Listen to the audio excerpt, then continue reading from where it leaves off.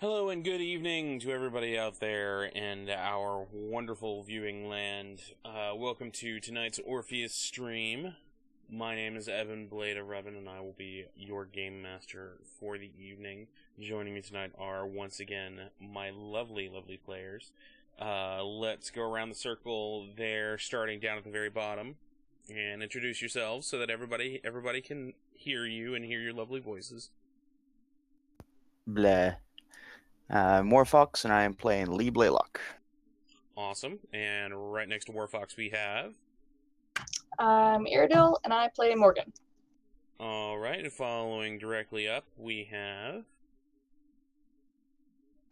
My name is Black Dahlia 42, and I play Cassidy. And then continuing the circle. Hi friends, I'm Skittish Cat, and I will be playing Mary Kathleen O'Brien. Alright, and then finally completing the circle at our very top. Hi, I'm Gritting Crow, and I'll be playing Guy Bernard tonight. I almost said Guy Blaylock. The mind meld is working. It becomes the hive mind becomes the true hive. The new fanfic ship. Yes. One of us. One of us. Alright, so who wants to go through and tell us what happened last session?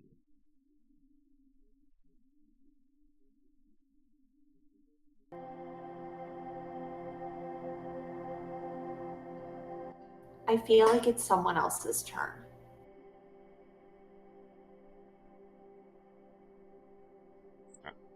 Come on, guys. Let me Someone's see. got to volunteer. Stand by. I need to find my notes. I know, right, DC? God. Nobody likes doing it. Apparently not. While they're deciding amongst themselves, I just It's been a crazy week. I legitimately have to pull up my notes to remember what the hell we did last time. I just want to throw this Skittish out does here. it every time. I feel uncomfortable out of character. I want to throw this out there while they're deciding amongst themselves who wants to recap what happened. I want to take a moment to say thank you to Dahlia, Skittish, and Dragon Cat for hosting, and then I also want to say thank you to Dragon Cat for subscribing and being renewed for 2 months in a row. In fact, she is the new Bit Boss. If you look down below, somebody defeated Crow for Bit Boss. I think Bitboss got reset. So that's It did what not it actually is. get reset. You had taken a lot of damage last session. I will volunteer as tribute. Okay, Okay. then thank you, Ghost Hunter, for that host. Please continue, Warflux. Yes. Last time on the crazy antics of the crazy people, we acquired a file from the local police about a previously uncatchable serial killer, because we figured it was up our alley. Upon investigation, we determined that this was indeed a spirit of some form that was attacking the prostitutes in a certain area. We found out that Cassidy knew one of the victims, so Cassidy and Lee ran off to the hospital and visited, and Cassidy had a beautiful moment of showing humanity and not being a bitch. That was kind of I was still a bitch Damn, deep down. just calling people out left and right. I know, Just right? feel comfortable. Yeah. I was still being a bitch deep down. Fair She, enough. she looked like shit. Remember, we all saw it. We see everything. While we were at the hospital, the rest of the group continued to do research in the hunting area, where Guy tangled with a blink hound that they found, and they found the hound was trying to remove the tire off of a bus, which they violently stopped. They valiantly saved all the mystery people on the bus. They continued to search and eventually managed to find our ghostly serial killer. They proceeded to attack and beat the ghostly serial killer.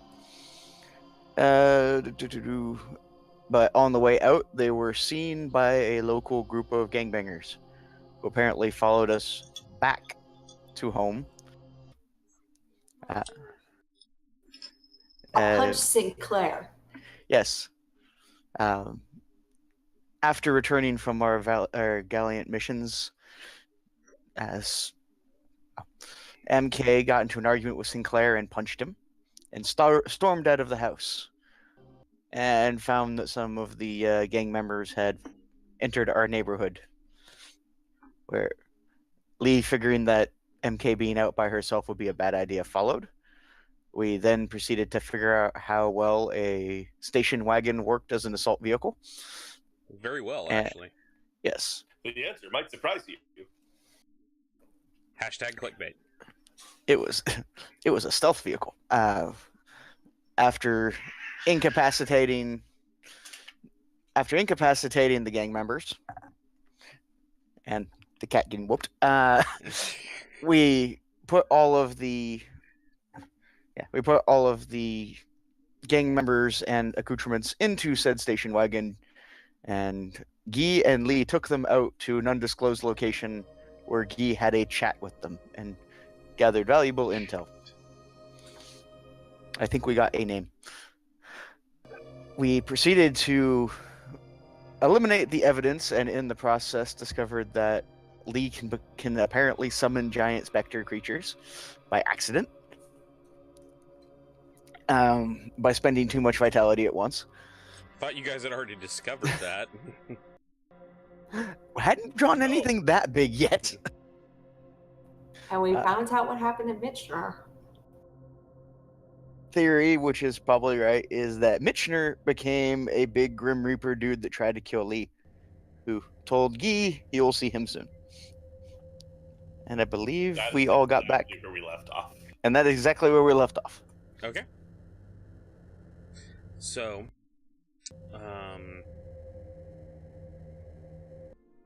let's go through here and say you guys have about a week's worth of downtime. So we're gonna go through and you're basically gonna tell me what you've been doing for the week.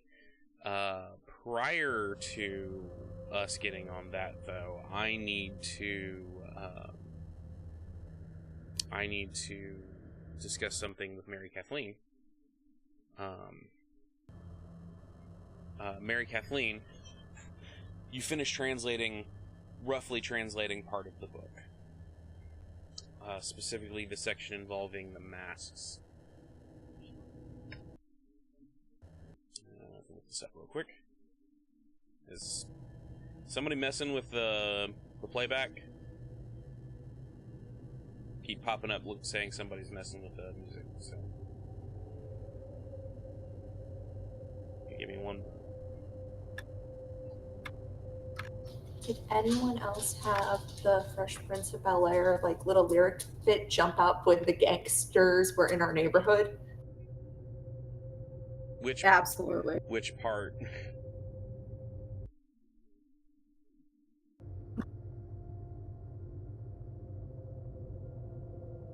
Which lyric? Which part? The when a couple of guys were up to no good, start making trouble in my neighborhood. You got in one little fight, and your mom got scared.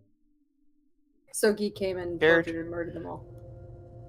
Sinclair got scared, and then he hid in his laboratory for the rest of the night.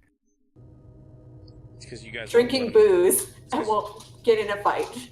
It's because you guys won't let him get in a fight.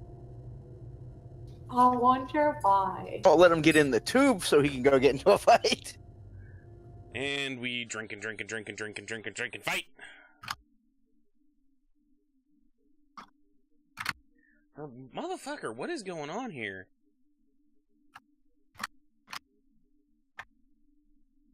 Sorry, my computer's having issues.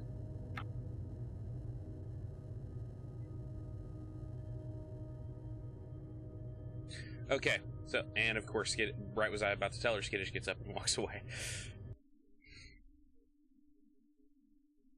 I will fucking murder you, computer. What is going on? Maybe it's acting up because it feels threatened. because you're, threatening it. When was the last time you rebooted it? This morning. How much pornography did you watch between then and now? I don't use this computer for pornography. Good answer. Like, that's my other computer. Okay, so what you've done some translations. What you find is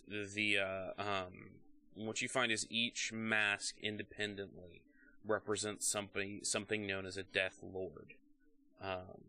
When you read out the phrase Death Lord. That's its literal translation. But going off of some of the stuff that you've researched along with it, and also going off of just how good your rolls are, this is something you would know. When you see Death Lord, what you're reading is less a lord as somebody who rules, and more a lord as though they are a custodian. Somebody who is supposed to protect.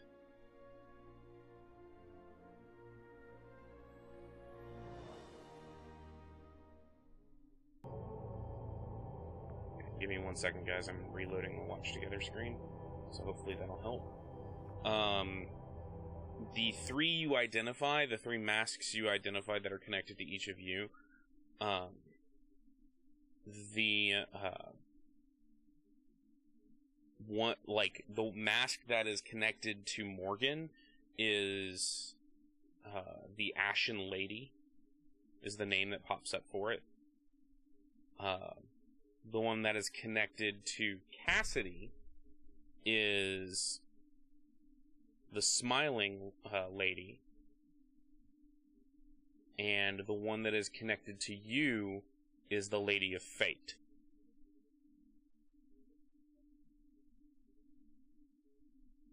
Wow. Goddamn motherfucking... Apparently I'm running too many things, and so my CPU is going absolutely apeshit right now.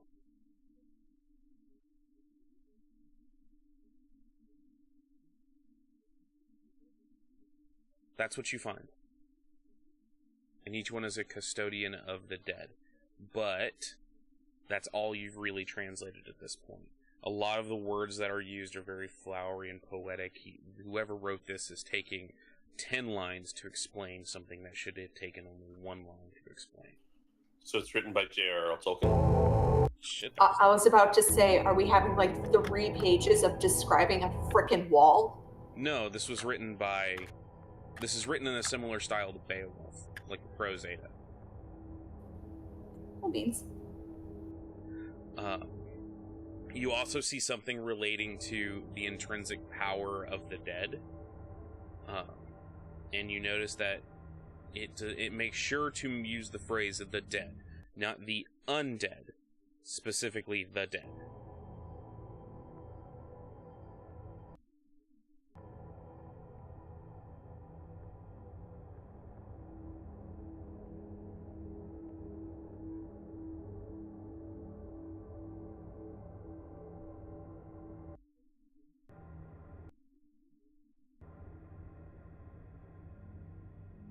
Alright. What are you guys doing over the week?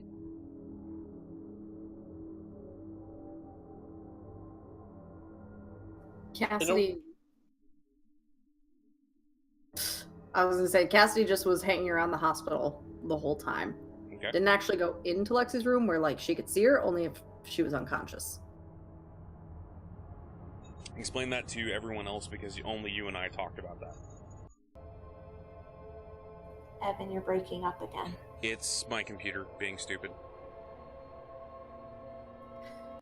So, Cassidy's still feeling embarrassed and doesn't want to actually talk to Lexi. So she's been hanging around the hospital room, kind of either hanging outside nonchalantly, like keeping out of the way, or if she knows that Lexi's sleeping or has been dosed to, go to sleep or rest or be drugged, she's kind of like hanging out in the room, like in the corner, just checking up on her, watching, and occasionally reading the chart and stuff, even though she doesn't understand any of it. Okay. Multiple times, multiple times. Like, she's spending most of the day there and then kind of going back to the safe house to either drink or sit on the computer for a bit, like when it's super late at night. But is most of the nighttime and early mornings are being spent at the hospital, because those are the times she can be there without anyone knowing she's there. Okay. What about the rest of you? Just chime in with what you're doing.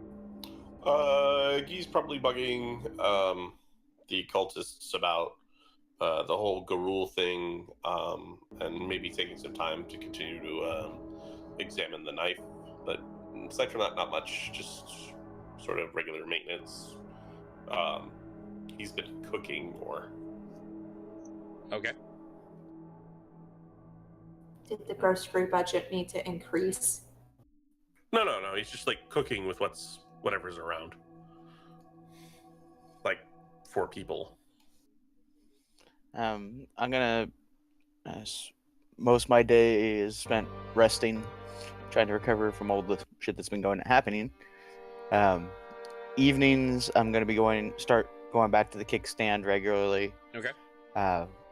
Trying to catch Ernie kind of in the later hours when he's closer by himself, and actually, since he can see me, actually try chatting with him and let him. You haven't seen him a lot lately. He's not really coming in all that much. The few times I do see him, just let him know that the issue he asked has been taken care of, and just trying to keep up what's going on out in the outside world. Okay. As far as you don't actually see Ernie at all, like he doesn't come in at all. As far as current events, the issue with, or the news media has gone from talking about what happened at Orpheus to talking about the fallout from this, from the economic fallout, and now the Eurydice movement, and it has now turned to now talk about its favorite subject, aka itself. And is just, it's this huge, just Ouroboros of just, now it's just talking and talking and talking, and nobody's making any points. From the media perspective, it looks like a lot of heat has been pulled off of you. You guys are still, wanted for questioning, but there's no longer daily reports about, what you ate that turns you into a terrorist, if that makes any sense. Like, there's no longer hounding you.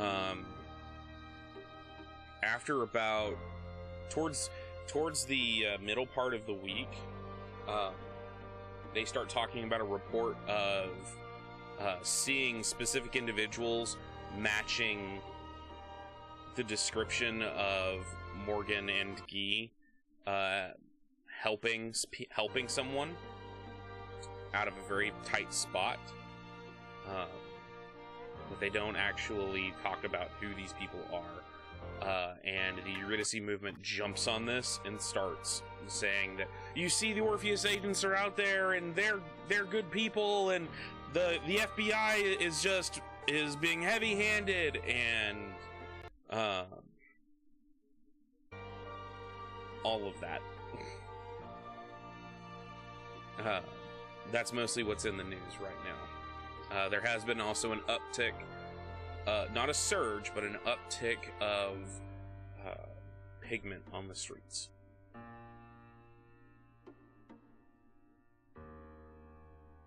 Like, is it coming across the news, pigment crisis? The ongoing pigment crisis. Okay. Reports are saying that more pigment is coming out on the street, and more people are being arrested are being arrested for holding on to it.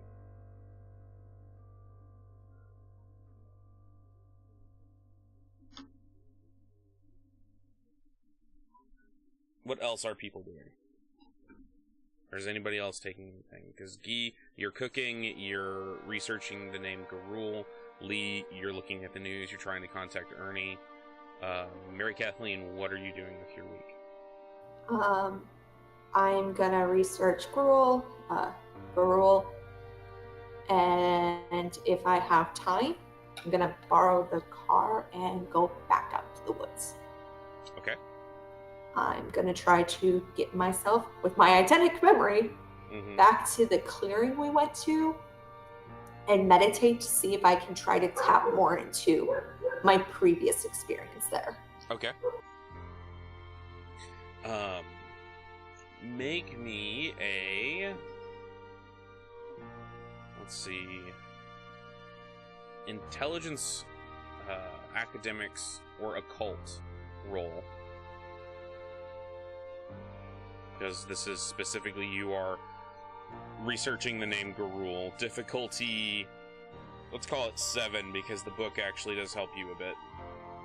I was about to ask because we're in the library. I'd be using the library. Right.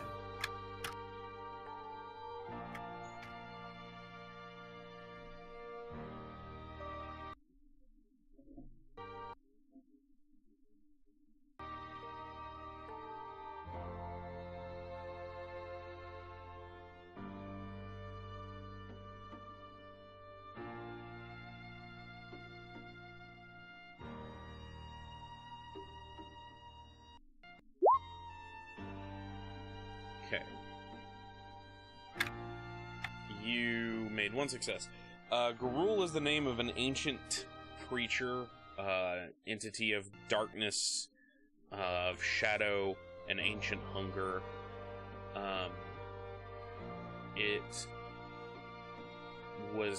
It had something to do with the best you can come up with is something along the lines of the Ragnarok of the dead.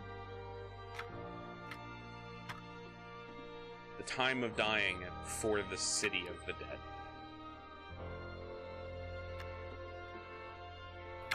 Is there a culture I'm pulling this from, or is it just through? It's from the book itself. Okay.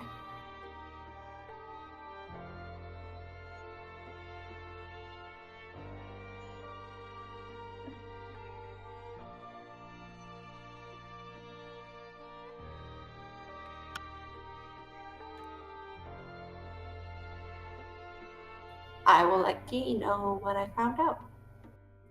Okay. Interessant. Très interessant.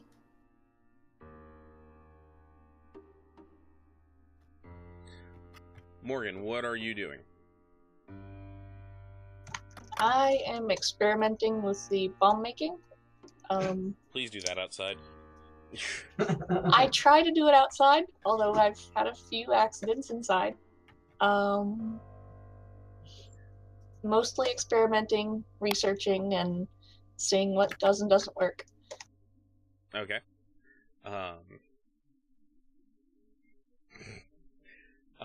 right.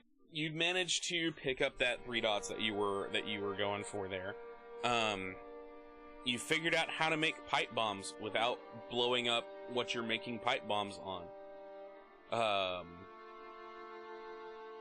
Yes, Mary Kathleen. Oh, I was just curious if I got lost in the woods. Oh, yes. Let's actually roleplay this. You head out to the woods. You have the vast expanse of the greenery in front of you. I made sure to bring water and snacks and proper shoes. All right. Sean, why are you here?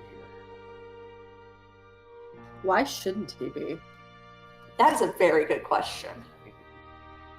Maybe Sean just wants to watch MK from a distance. Getting lost in the woods. All right. Let's see here. Roll a intelligence survival. Or wit survival, excuse me.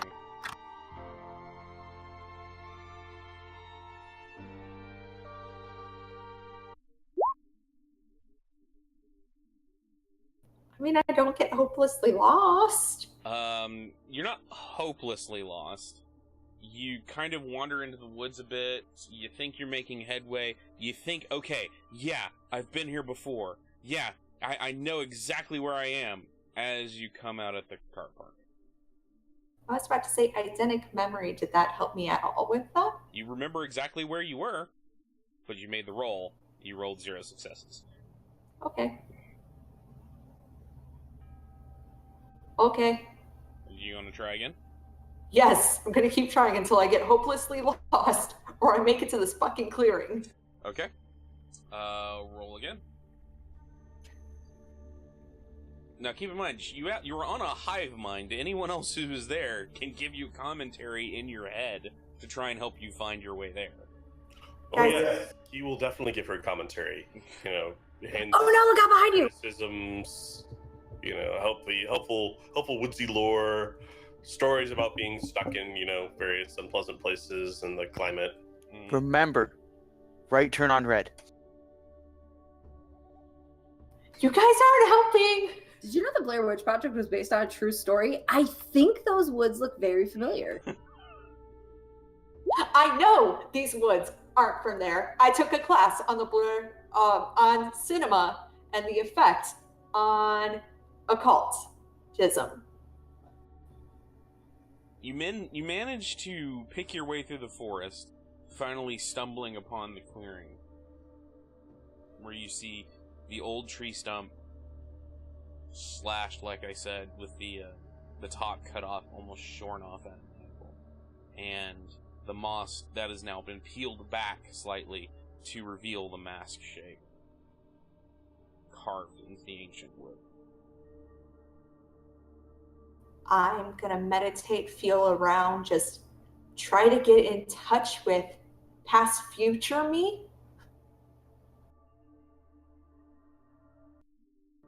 Sounds like a Robert Zemeckis film.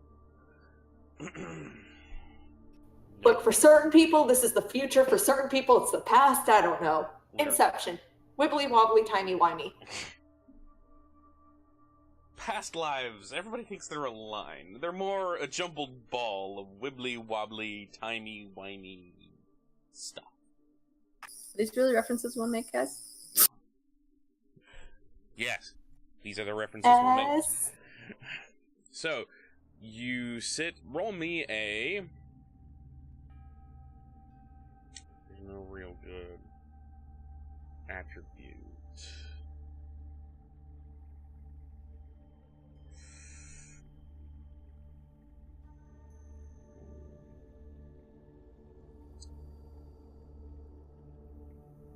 Perception? No. Roll me, stamina meditation. I'm so glad I just put XP into that.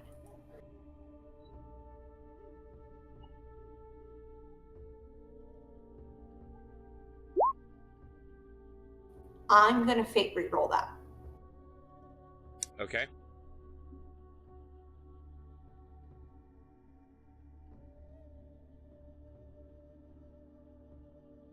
Better. 2 successes. As you kind of... It takes a bit to kind of get you going, especially with Guy in the background cooking. GM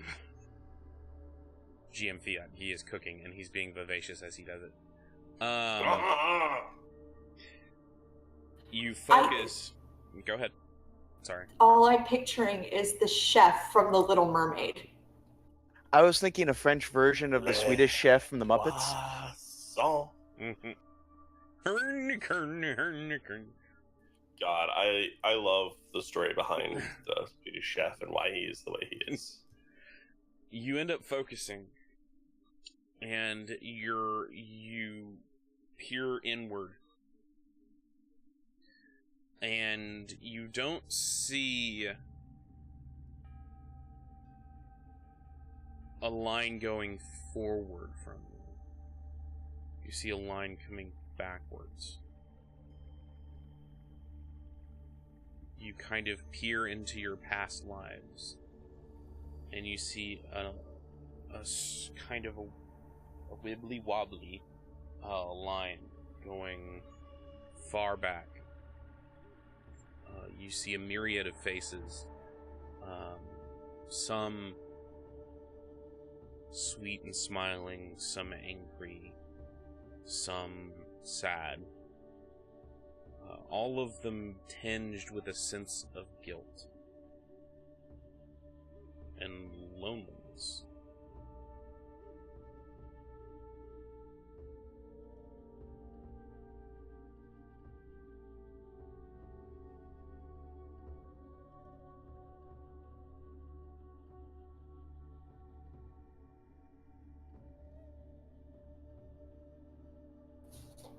I like feelings. Do you like feelings? You have feelings.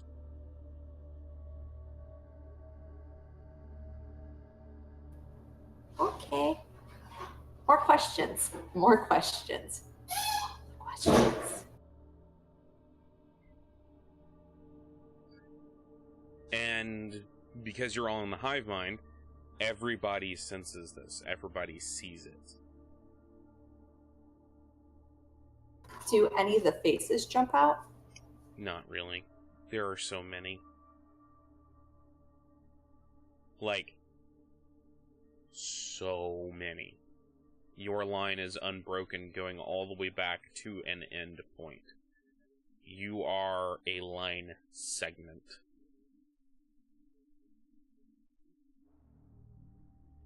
I feel like I've seen this horror movie before, and it doesn't end well.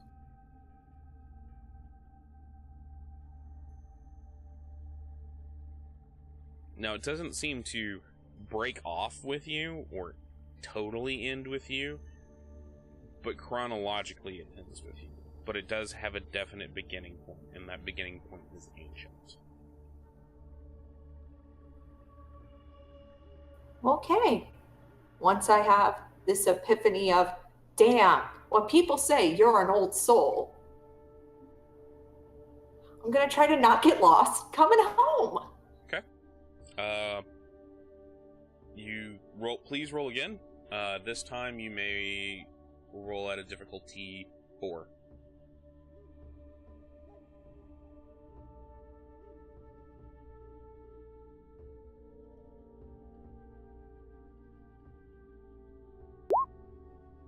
Huzzah! Alright. You pick your way through the forest, finally reaching back to the car.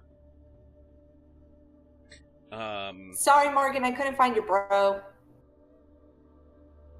But they found you. I could go looking for him if you want me to. No!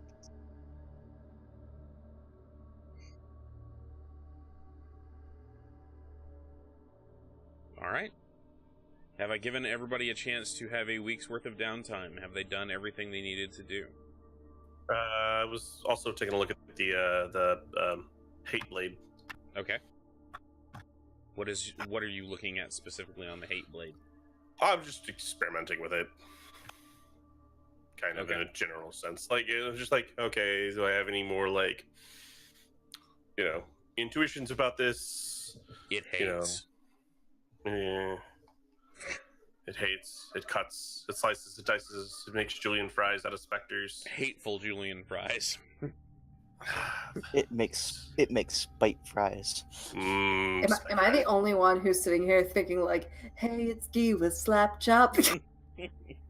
I was thinking, we got spite fries, we got Spectre coffee, like, we're just opening a diner here. So eventually, at some point, as a franchise, we need to release a cookbook. That's like the ultimate. It's the ultimate. Like, things to do with spite. So you guys have Deep fried Spectre. you guys have heard of steak frites, right? These are spite frites. Spite frites. Spite frites. Spite frites. To make a good spite frit, you would think you need to start with the pomme de terre, and you would be wrong. For those who don't know, steak frites is the term for steak and fries that is commonly served in France.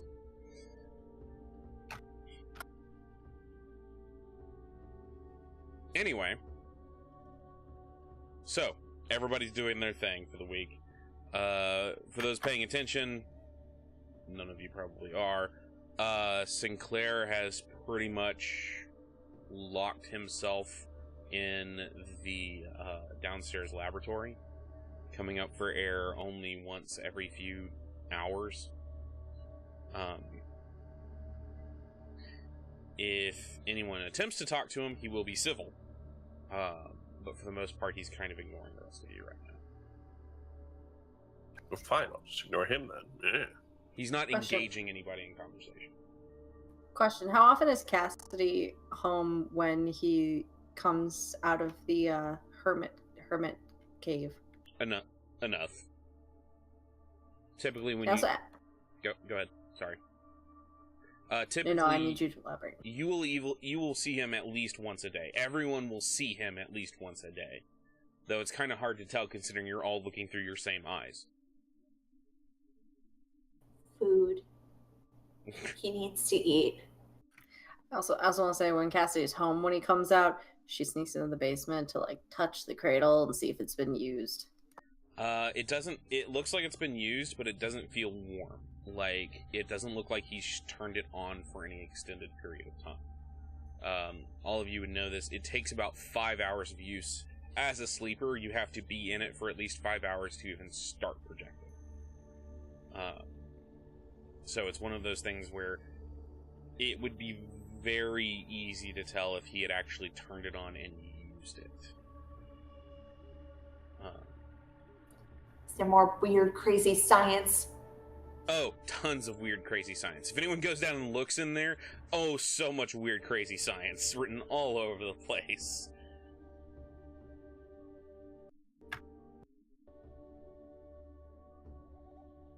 Hey, Cass, I don't know medical stuff, but you know who knows medical stuff?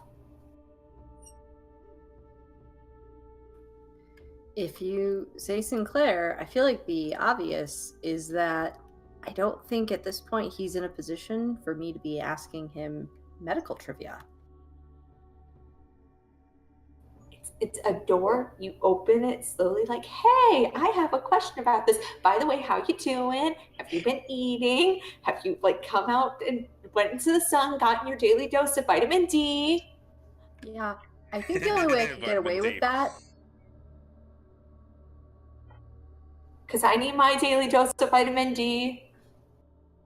I think the only way I could get away with that is possibly, and it's questionable if it would work, possibly if you can find me some way that I can just walk down there nude, I might get his attention. Maybe. You could try. I don't like people's seconds. I'm also just trying to see if I can get you to do anything. Well, I did. I translated this book. I found out you're the smiling lady. Oh yeah, that's very accurate. I thought they were called painted ladies. Lee, I'll kill you again. That'll make me smile. 1 second. Skittish has to go yell at dogs. Don't be mean to Harrison. Harrison is, for the record, Harrison is very much spending a lot of time with MK and with Guy. Is he spending time with Guy because Guy smells like food? Maybe. Oh, Guy was totally slipping food from Guy is like his favorite person ever. He gives me people food. This is awesome. Hey guys, does Harrison look fatter to you than when we first started coming here? No. Who's a good dog? Who's a good dog? As Harrison rolls across the room. He's not that fat. Harrison, do a barrel roll. Harrison is a barrel roll. It takes a lot of effort to get a dog fat. You really kind of have to work at it. Unless it's a corgi. Corgis are very easy to make fat. I learned that from a friend who was a very bad corgi owner. Send me all your bread.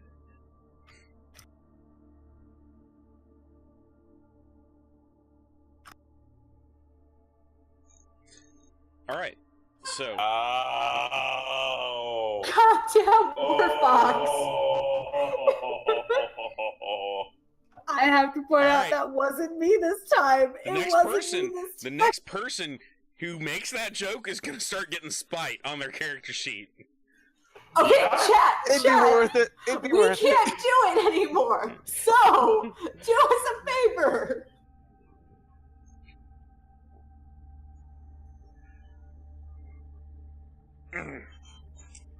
Swear I tried to resist, it just didn't work.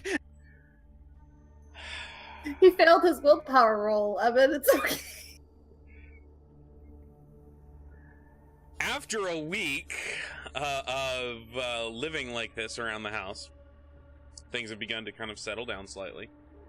There's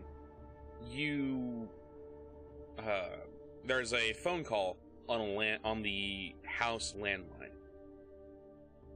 Someone with hands. Someone needs to answer the phone. Bonjour. Hey, it worked. Yes, I need to speak to Mr. Sinclair, please. One moment, please. Who may I say is calling? This is Agent Vincent. Pardon. And then I'm gonna put it on hold. Okay. Then I'm gonna go find Sinclair. Quick question. Answer? Does the phone have caller ID? No, that landline does not have caller ID. It is, in fact, an old-fashioned rotary telephone. Like, how old-fashioned? Are we talking, like, the old-school Clue movie, like, bling? Sinclair likes old things. Hey. She didn't even hear. Iridel's like, I shouldn't be laughing at that. I'll go find Sinclair. Is he down in the basement? Yes, he is down in the basement. He's cooking his own interesting stuff. Does it smell like food or meth? Neither? It smells, in fact, slightly of chlorine. So it smells slightly of bloody sinuses. Pardon, but do you have a vent hood for that? Vent hood's on. That's a lot of chlorine. Yeah, it is. There is someone on the phone for you, an agent, Vincent? Vincent? Yes. Okay. I need you to do me a favor. He, immediately turns off the burner. He starts shutting everything down. I need you to do me a favor. Yes? Get everyone out of the house. C'est bon. Give me 5 minutes. At the After least. we're out of the house? Or... No, give me 5 minutes.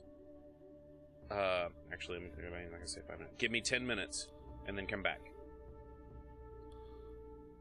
Okay. That doesn't sound sketchy at all. Pardon, we're going to have to leave for some time. I don't know how much yet, so pack accordingly. This is about mid-afternoon. Okay. I go pack my crap. Grab my laptop and whatever research material won't look super weird stepping out of the house with. Okay. That's most... I grab my taser That's a good call. and put it in my pocket. Hey, And Geek. then I go downstairs again, because it should have been about 10 minutes by then. No, he said, leave the house and then give me about 10 minutes and then come back. Oh. That's not what I heard. Okay. Yeah. Do we all step out? While we're out, do we want to investigate those colorful, nice, talkative people that you had a conversation with? No. I'm pretty sure that is what you call a dead end. I thought that's what me and Lee were called. No, you're just called dead. How far out of the house is out of the house? He just said out I of the don't house. know. He just said out of the house. So we're sitting here in the backyard. I'm taking the chemistry book with me. We wait 10 minutes and then go back in? Okay. Oh, wait, if we're going to the backyard, I take Harrison out with us. Okay. 10 minutes passes. You go back inside. And you see Sinclair hanging up the phone.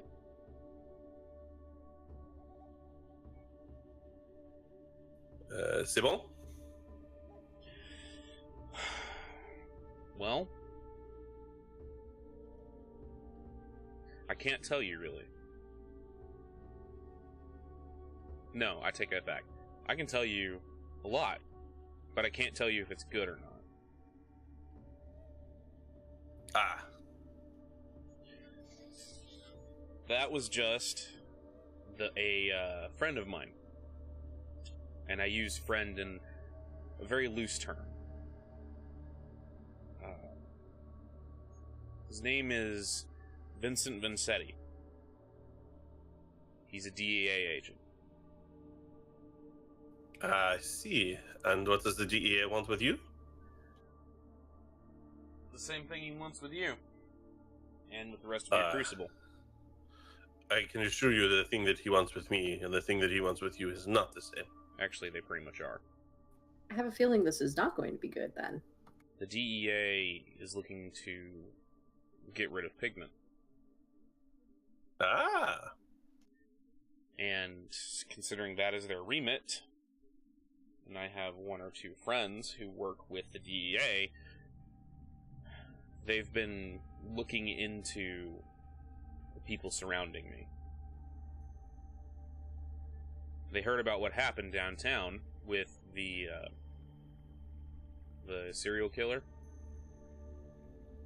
and they want to set up a meeting. With some masked Avengers or with you? With you. Sorry, what are we, PIs now? No, possibly drug enforcement agents. You don't have to raise your hand. Isn't the DA a federal organization, and aren't we wanted for questioning by the FBI? And who smells a trap? Because I smell a trap. No, the federal agencies don't all work together very well. And All I we smell wouldn't is necessarily chlorine. be part of the federal organization so much as contractors. They just want to talk. Yeah, that's what everyone says at first. Vinny's the That's person what the who I've been gangbanger working with said. the past month to try and clear our names.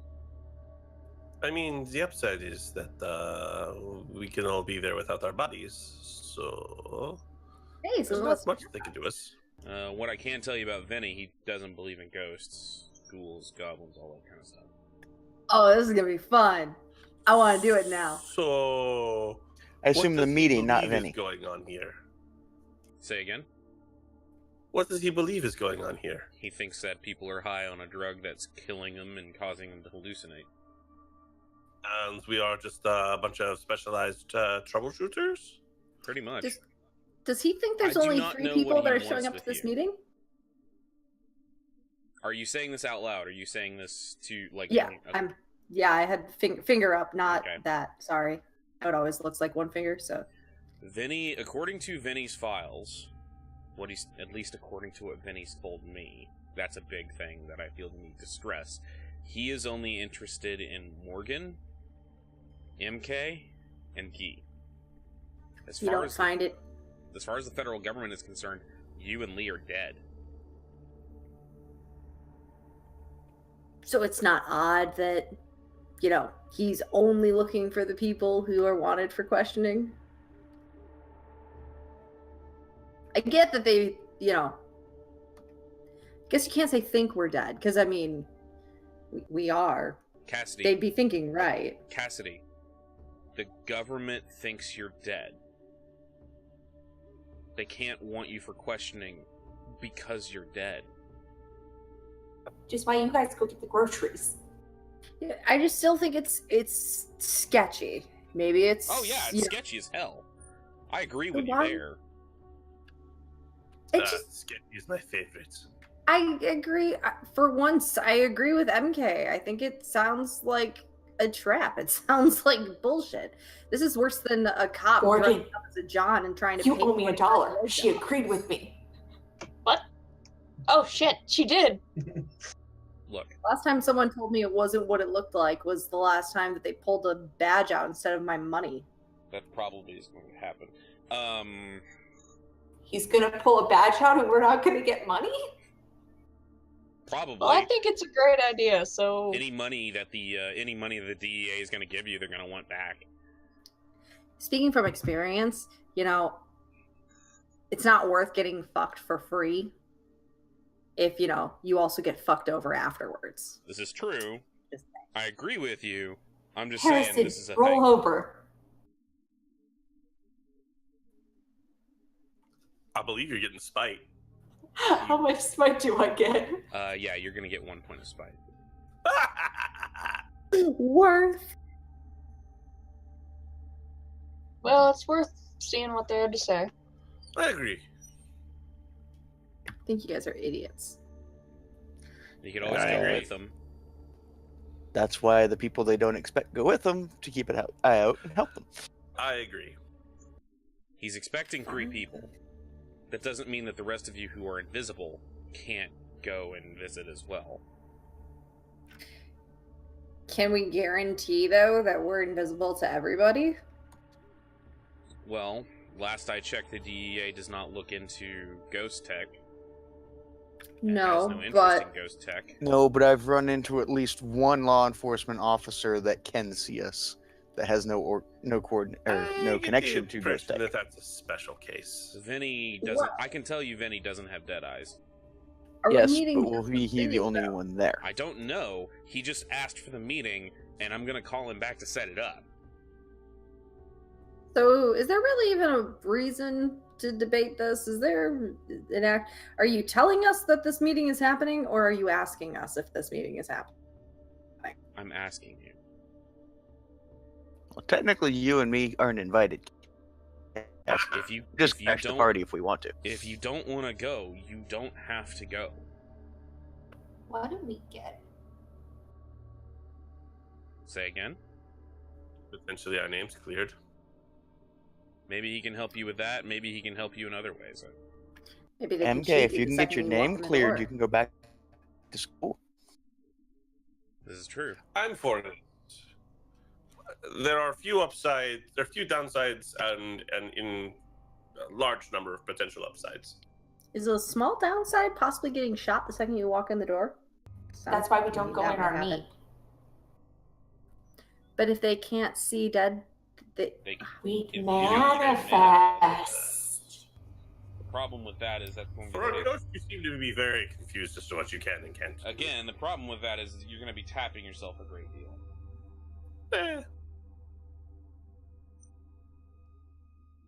But it's up to you guys.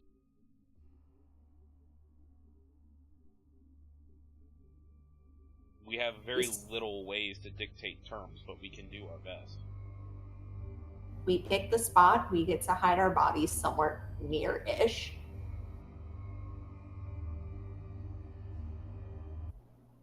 Like, if we get to dictate terms, I feel like it's okay for us to say this is where we're meeting. Well, you may have a chance to dictate terms. I can't tell you that's what's going to happen.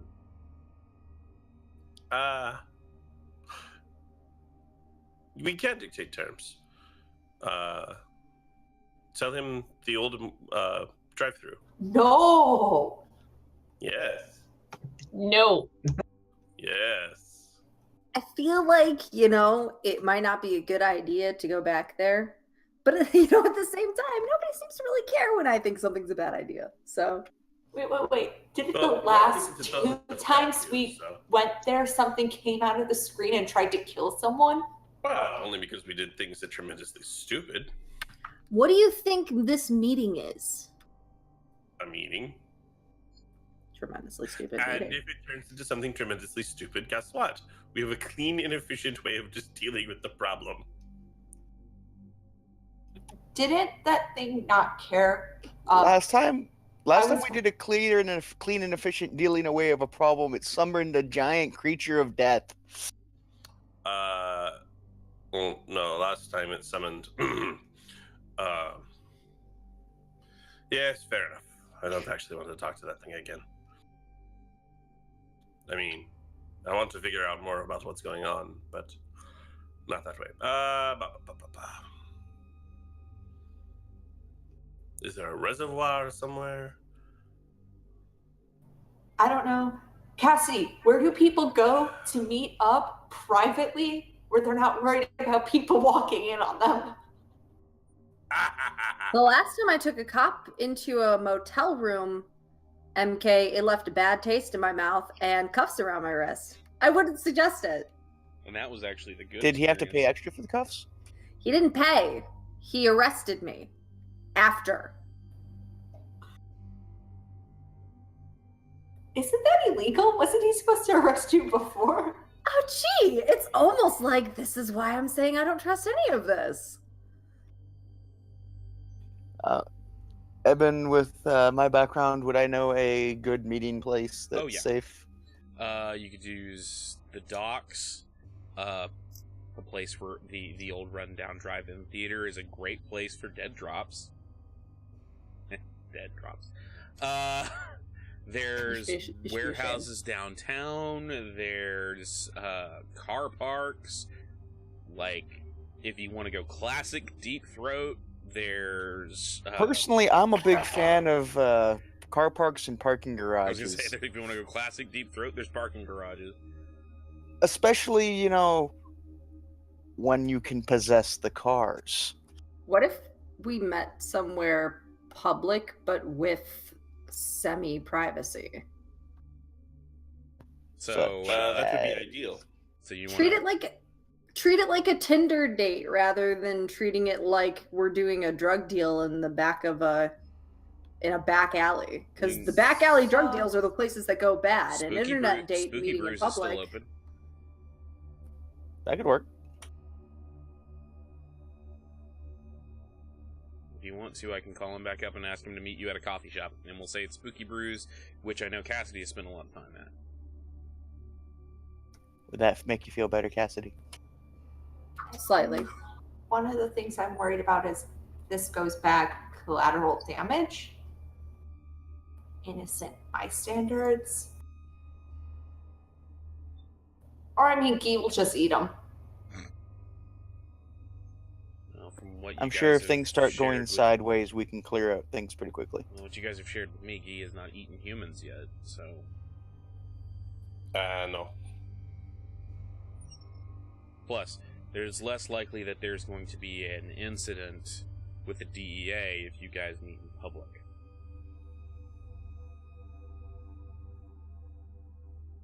Spooky Brews sounds good.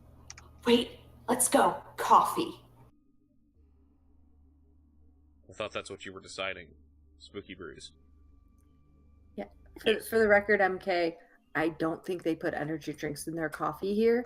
I think that's actually considered a health code violation, in normal Goes to the places. pantry, grabs like 3 5-hour energies. Well, Don't worry.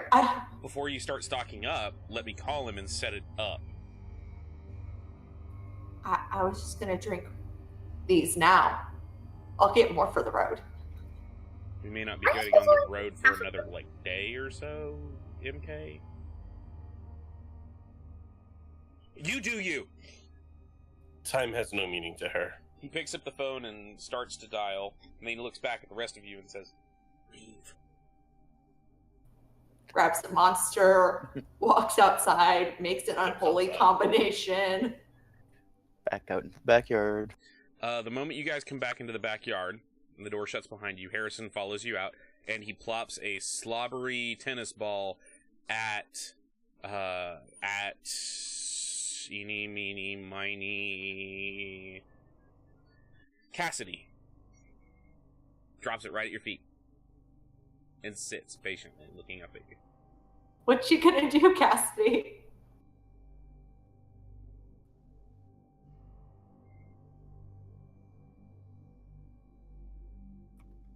I want to play with you, and I can't touch the ball. Helter Skelter. You do have Helter Skelter. I do have that now. Hang on, I've been trying something. I took this horror just to play with the dog. Fuck yes, I did. You guys laugh. I mean, There are worse reasons to take an ability. Cassidy. Wait, how much do I need? you're using Helter Skelter at its. Let's see. It says. Basically, it's going to be Vitality spent +1 for duration. At 0 Vitality, it has 1 die in both Strength and Dex. So you're not going to be able to throw it hard, but you will be able to pick it up and throw it. Can I throw it hard enough to throw it at Sinclair? He's inside. Can I throw it hard enough to throw at Sinclair? Theoretically, it's not going to go through the windows, though. Through the window. What if I spend 2 Vitality on it? Okay, so each point of Vitality spent adds 1 additional die of Strength or Dex, but not both. No, I'm not actually going to. I'll keep it Okay. at 0 Vitality, and I'll just semi-toss it. It'll just be more like a really sad Napoleon Dynamite throw.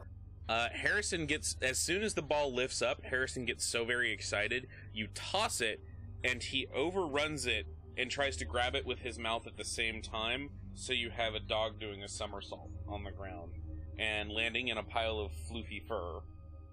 And then he pops back up and runs back over and drops it at your feet again. Who's a good boy?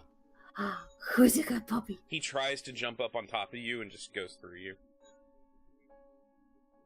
Oh, that's disheartening. Who wants the ball, though? I can His move the entire ball. back, leg, hip section is vibrating back and forth. Morgan, you gotta try this. Passes the monster mixed with the 3 hours, the 3 of the 5-hour energies. So when you guys need to figure out what you do when you can't sleep anymore because, you're dead from heart attacks, just come talk to me. Until then, I'm going to throw the ball. I'm just gonna stand out back and smoke. I can't throw the ball with powers. You can wail at it, but you have to project first.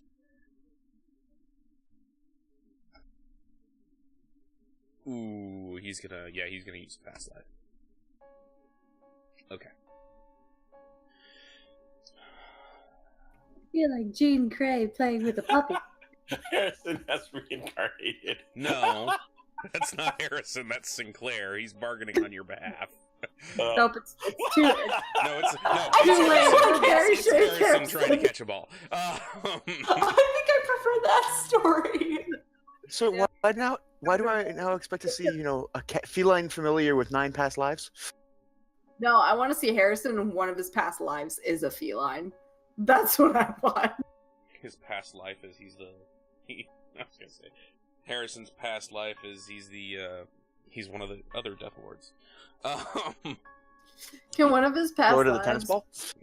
I want one of his past lives to be like a narwhal. Oh, I thought one of his past lives would be like some dopey little teenager. Well, I'm Just gonna let you in really- on a little bit of a secret, MK. All teenagers are dopey.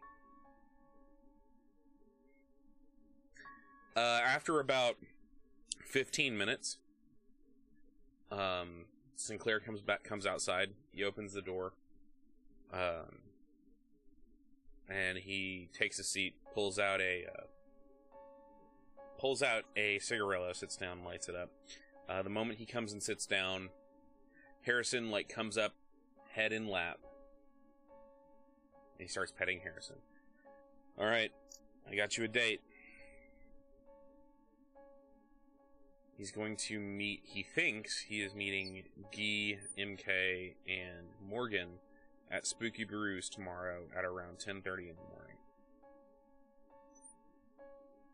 do we bring flowers on said date? What do people do on dates nowadays? You could do a corsage. Send dick pics. I thought corsages were for high schoolers at dances. You did not specify what kind of date. Kind of gets you fucked at the end, probably. Fair. If you're trying to get fucked by him, then I highly suggest you bring your A game.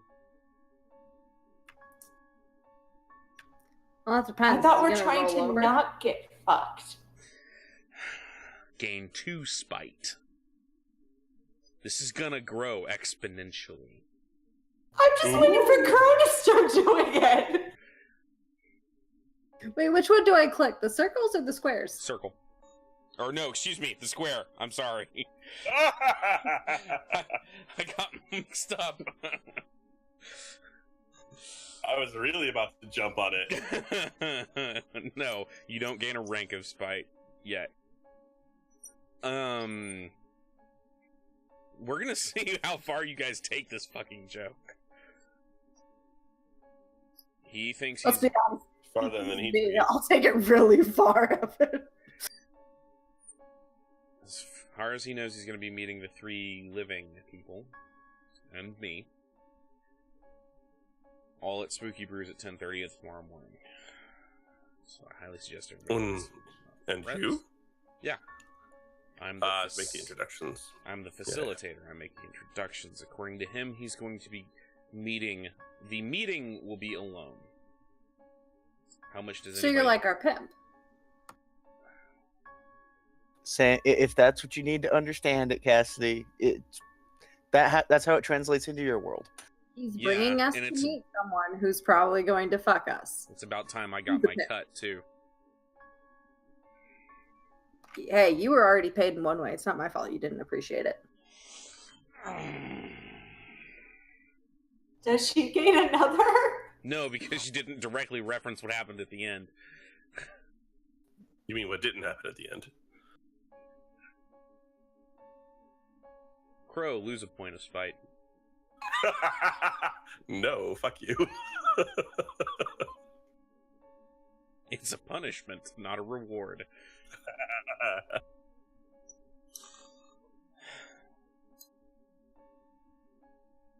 So it's you.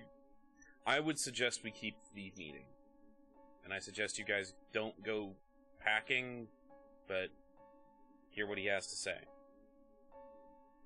But honestly, if it comes down to it, I'm not going to let him fuck you guys.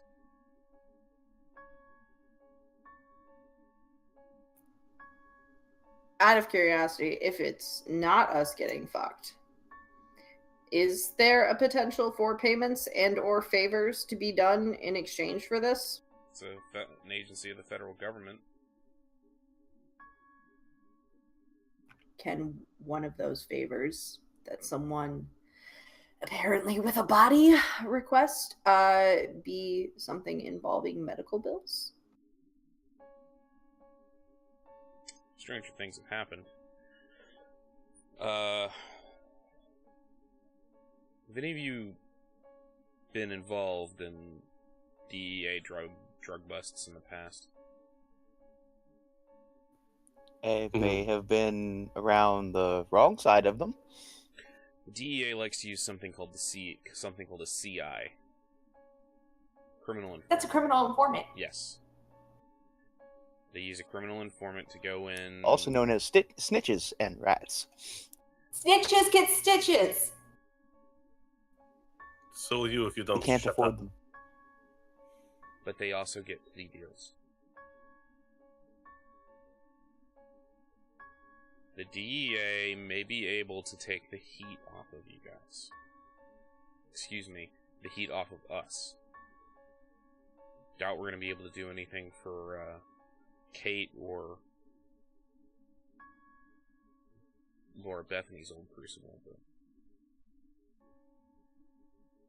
can't really call him Mitchner's Crucible anymore, can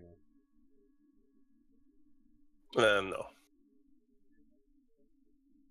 But yeah, that's the situation. Okay, sounds like we got a plan. I suggest everybody get some sleep. You're gonna need it. Except for Guy, who slept like 3 days. Unless you're feeling particularly tired. No.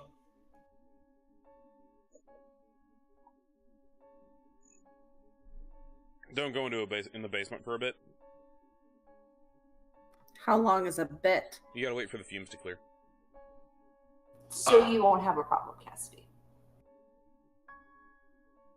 Because the fumes wouldn't affect you. No, you can still smell it. It just won't kill you. I'm okay. I'm gonna raid the bar. Good call.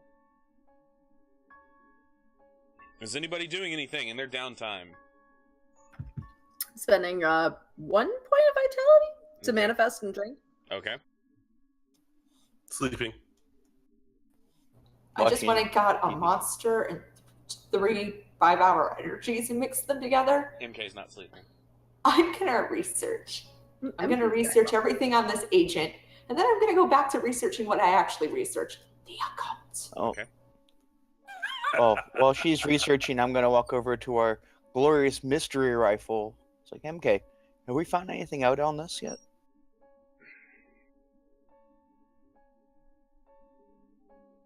I stop.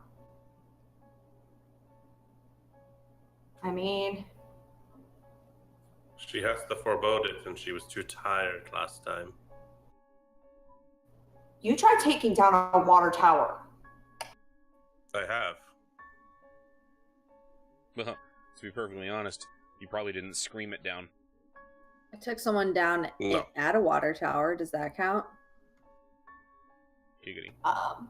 I'm gonna spend a few minutes and get out of my body, and I guess I'm gonna forebode the gun. Like, I'm gonna Okay. set up to go research, be like, oh yeah, let's go down this terrible dark path. Quick, out of curiosity, is the computer from the library that I was using before, that I've like left logged in and all that, is that a laptop or a PC? It is a laptop. It is in the bar with me. Okay. Are you writing torrid fiction again? Yes, I am. Give me 1 second as I get to a specific page. Is the space poop reptilian? Yes, he is.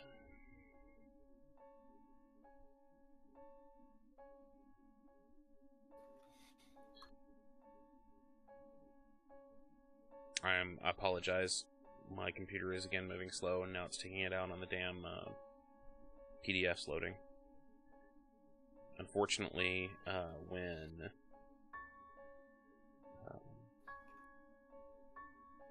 when White Wolf originally published these, they did not optimize the PDFs very well.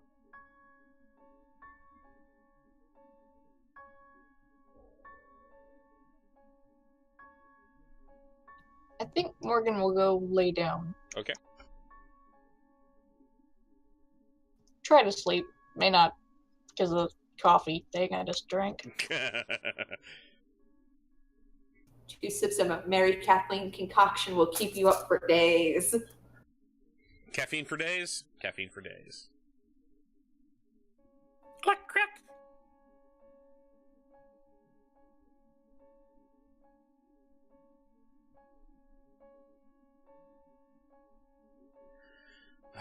Okay.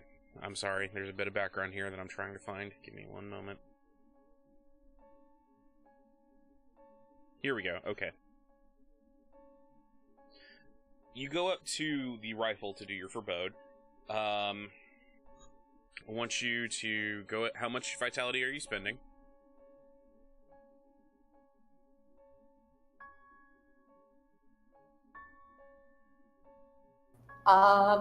It's been over a month, hasn't it? It's been since that incident, it's been about 3 weeks.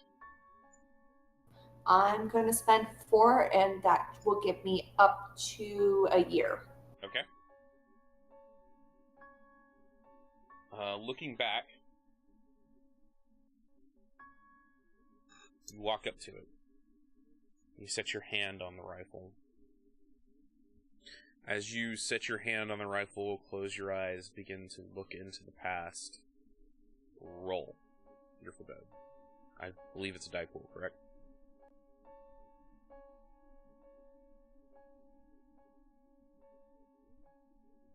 Perception plus empathy difficulty 6. Empathy. Empafilthy is what Cassidy uses. Wow. All So right. with 5, I get all of it. Yes. You set your hand on the rifle. You look into it. You see the skeins of fate branching off of this rifle. And as you're looking back, trying to see where it has come from, and all the lines begin to blur.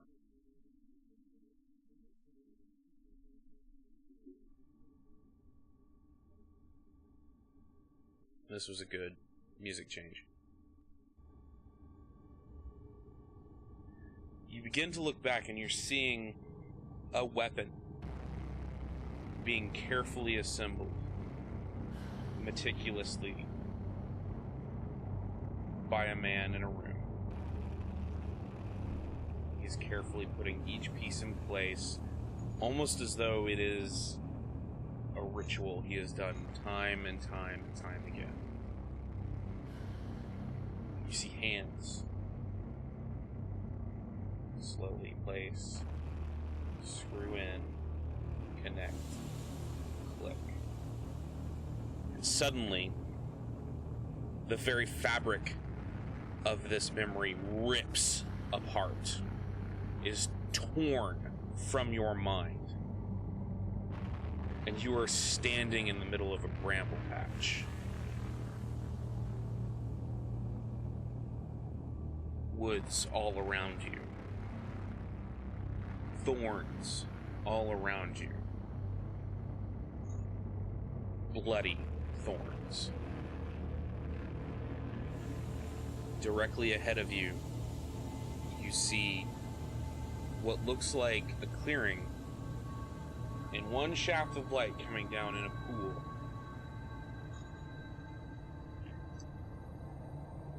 You see a young girl standing in that pool of light. She's carrying a basket full of flowers. They look like roses, blood red roses that have been clipped off and put into the basket. But the thorns on these stems are bloody. And you see she is standing next to a pile of roses. She reaches down, picks one up, and says, in a very sing-song voice, 300. 301. 302. 303. As she's doing this, she's cutting her hands on the thorns, leaving them coated in a slick, dark blood.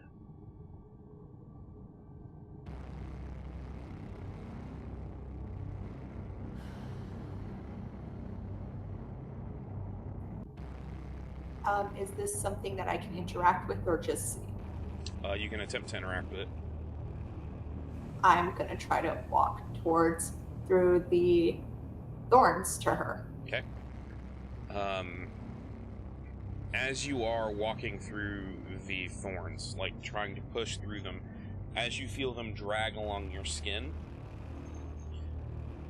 it burns slightly. Blessed is the man who remains steadfast under his trial. Whole time I'm quoting Bible bullshit. Fair enough. As you are pushing your way through it, you feel the thorns get into your skin. And then it's like getting an injection, because you can feel something kind of pooling in your muscles, and your muscles begin to spasm and contract. You start to twitch, as you're pushing your way through. I'll call out to her. Okay. Who are you? She turns to look at you. Her face is hollow, sunk in, looking very much like a lost boy. Strands of blonde hair peeking out from beneath the bonnet she's wearing. And she continues to count every time she picks up a rose. What are they? She picks up the last one, holding it, and says, 318. They're the foundation. She puts it into the basket. Foundation for what? And you come out of the vision.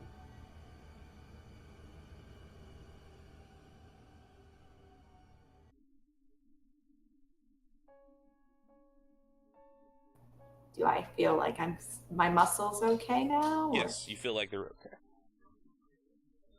But while you were being hit by the thorns, while you were dragging your skin through the thorns, it felt like you were being poisoned.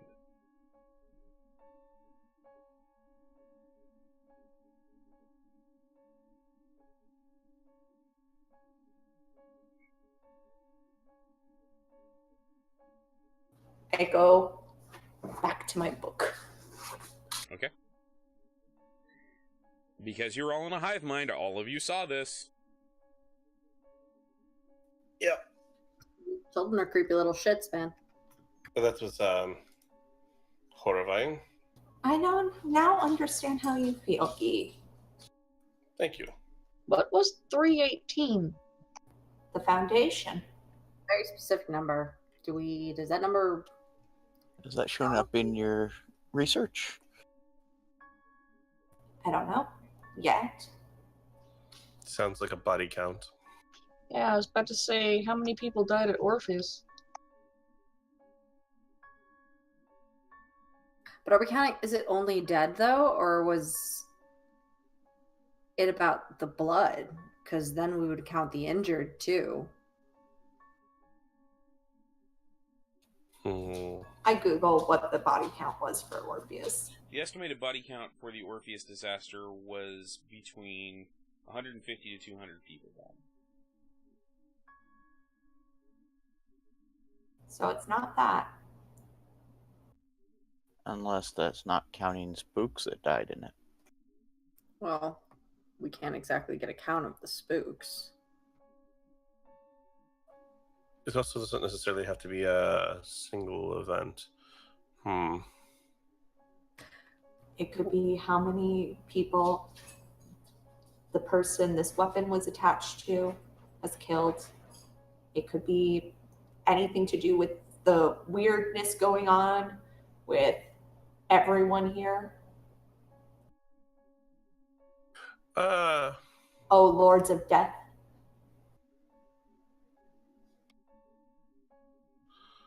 How many mass casualty events have occurred in the city since this? Not What was the many?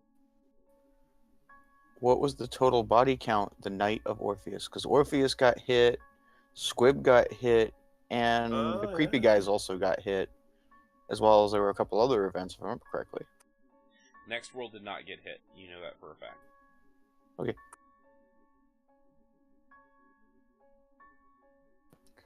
Well, those that can work a computer, if they feel like it, see if that number pops up anywhere. Yeah, I'm going to go back to watching the news. Help correlate that. Okay. Hey, Evan. Hey. Has a news story ever came out about my parents? I know they were trying to keep it hush-hush. There was a news story about a gas explosion that killed a family, but they haven't released the names of that family because privacy concerns.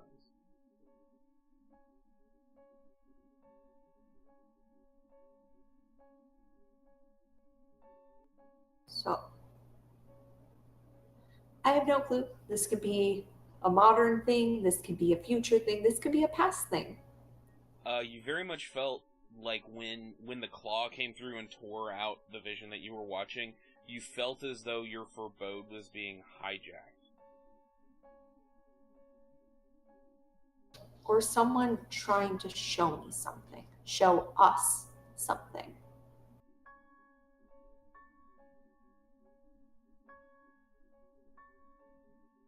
Yeah, but what? I mean, how come when things want to show us something, why can't it just be like, hey, this is going on? Why does it always have to be this stupid, vague, prophetic bullshit? Or, There's the hey, source. here's next week's winning lottery numbers. Lord works in mysterious ways. Oh, spare me. I just think you have a very cryptic brain.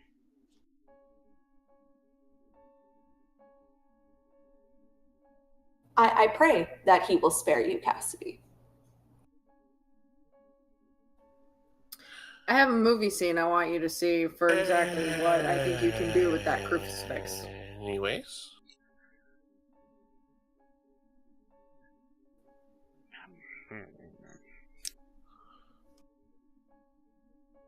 I will go flipping through what I have translated from the book to see if anything jumps out.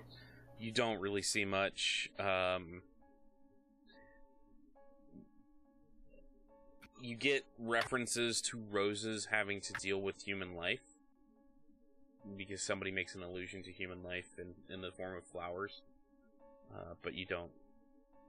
It's how many different places in history can you see somebody making a quote or an allegory involving a human to a rose or I'm to not a flower. So. looking for the flowers. I'm looking for 180 or 118.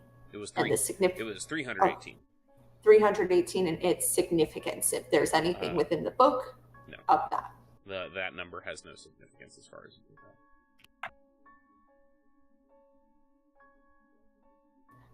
So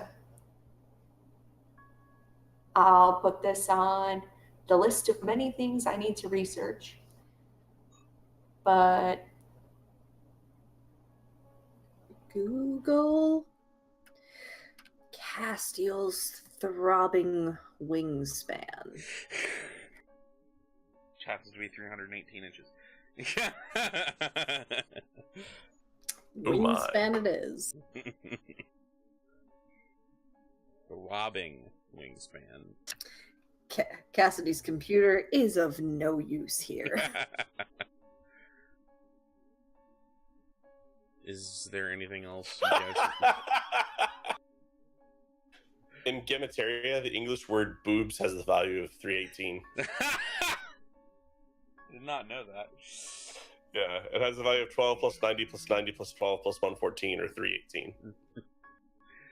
Boobs. That's fucking hilarious. guys, the Spectres wants us to show more tits. More tits. I can only do so much, okay? Morgan and MK are gonna have to step up. Hey, I tried to help the last time I dressed them. Nobody wanted to keep their fucking clothes. And I was most disappointed in Guy for not keeping his. I mean, that was... His daddy outfit. Best kind of daddy. He was like Vampire the Masquerade LARPer daddy. Okay. Is there anything else anyone else is doing prior to going to sleep? No. I feel like a better question is who's actually sleeping? Because at this point, nobody is. He is sleeping. I'm trying to. After this vision, I write down the symptoms I felt and then head to bed.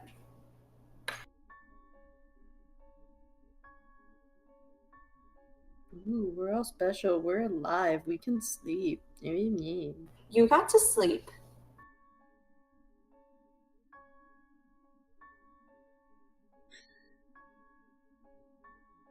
At some point, Sinclair totters off to bed as well, with Harrison. Harrison gives one last parting glance at Cassidy before he goes up the stairs. Night-night, pupper. Morgan is attempting sleep. I am assuming dangerously that Lee is watching more news. It's more the same. Dawn breaks. Roll for Falling Dawn. We're playing Majora's Mask? Yes. Yeah. Dawn of the third day, 24 hours remaining. Dun dun dun.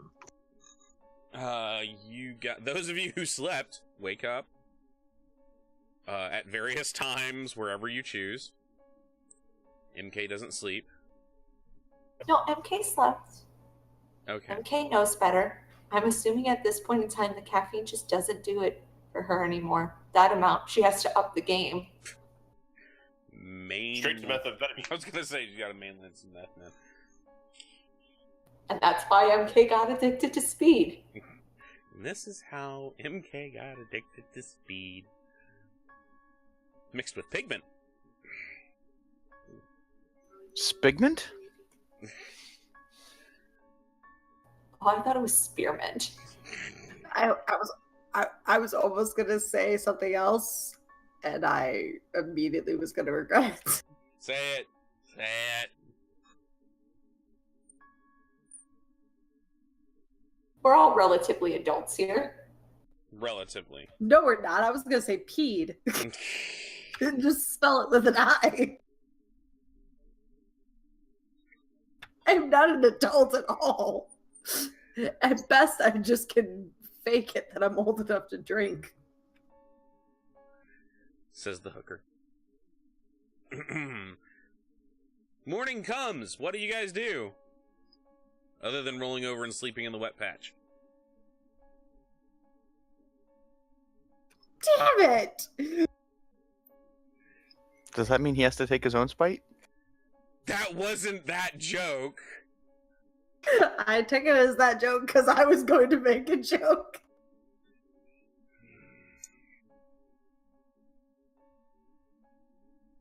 What do you guys do? I get up. I continue to watch TV. Get up, get dressed. Maybe try to Google this guy we're gonna meet. Okay. If I say Cassidy's still manifested and still drinking and still typing, do I need to spend another vitality? Yes, because it's a new scene. That's what I thought. Well, the meeting's at 10:30.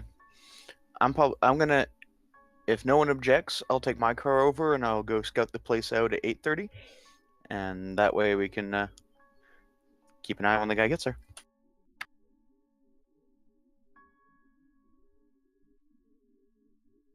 Yeah. So at 8:30, I head out. Okay. Spooky Brews, which is nearby where Orpheus was,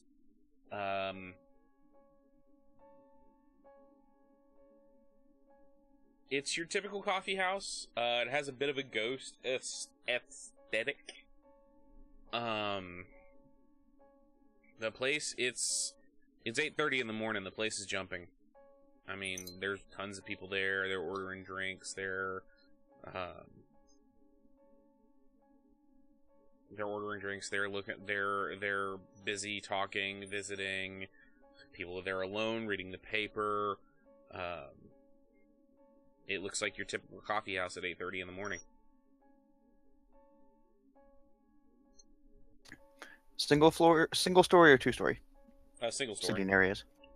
Okay. I will find a corner that's kind of out of the way, but not in people's way, and just kind of watch the store. Cassidy is sitting with somebody who's writing in public. Okay. Because the question is, just Lee went, or did anybody go with him? Because this is 8:30 and the meeting's at 10:30.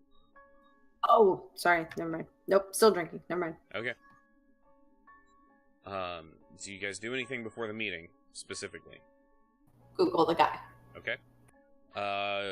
He has a very minimal record online.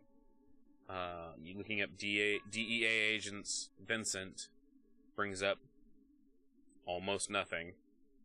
You get some fictional material written about a DEA agent named Vincent in this noir thriller.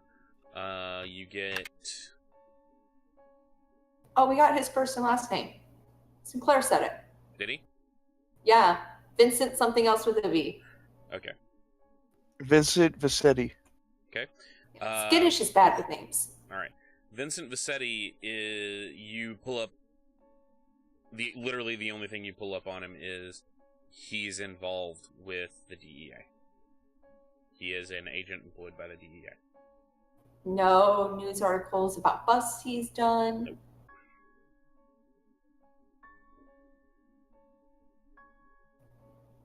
Facebook, the last name Vassetti. You get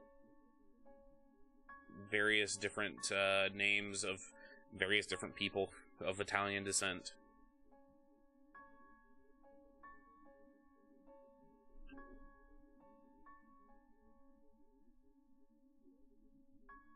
Like it. I got nothing. I attempted.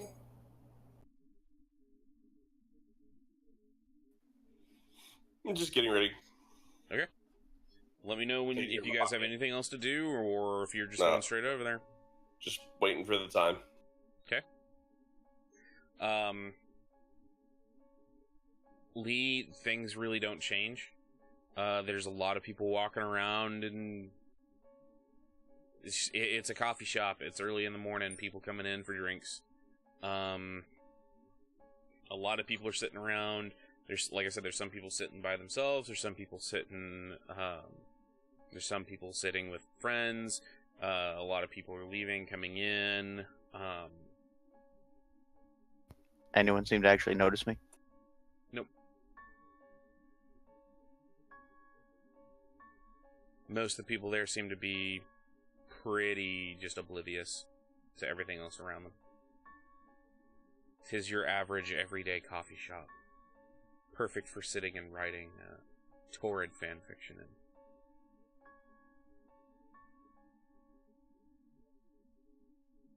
Or walking away in the middle of your term paper. Or walking away in the middle of your term paper. Thus turning it into lewd fan fiction.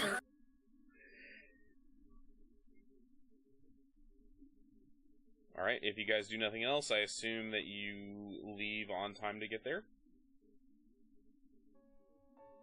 Yeah. Okay. Sinclair goes with you. As he's actually getting there, he's like, because you guys have gone all over the place and I haven't gotten a chance to, I'm going to drive. Alright.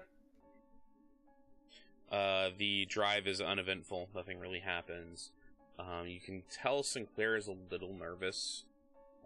He doesn't seem jittery, but he does seem just a little on edge.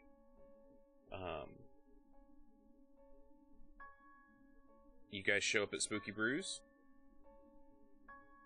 Sinclair gets out of the car, parks it, gets out of the car, and starts walking toward the front door. I assume everybody's following. I'm gonna hang out outside and smoke. Okay.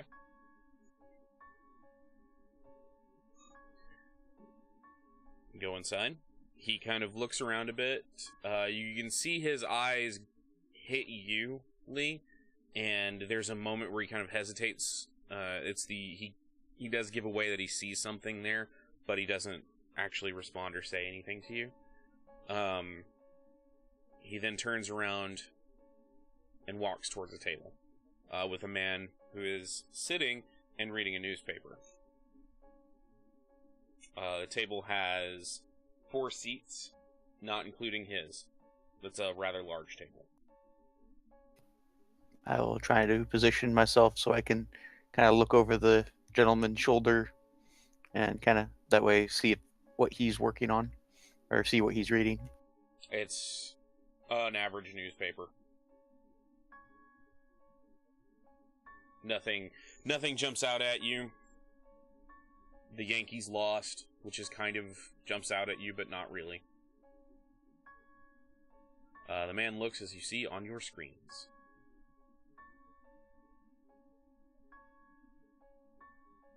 As you guys come up to the table, he stows away his newspaper. Gentlemen, ladies, he stands. Mr. Vincente, nice to meet you all. He offers his hand. Is this the guy that made eye contact with Lee? No, Sinclair did. made eye contact with him. Oh, okay. That's what I missed. Sorry. I sit down. I come in and sit down. Okay. I'll sit too. No attempt of shaking hands. Like, just sit.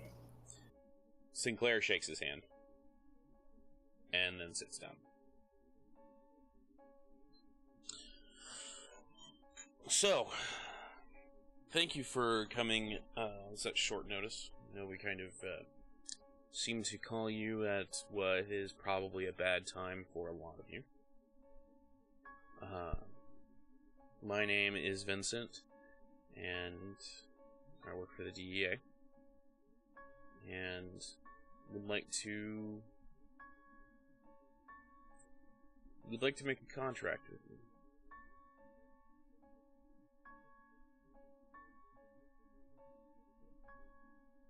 Kind of sits To do what exactly? Well, we have a job.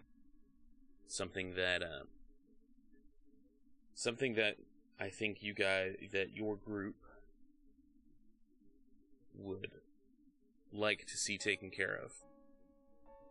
In exchange, we're willing to offer some measured compensation.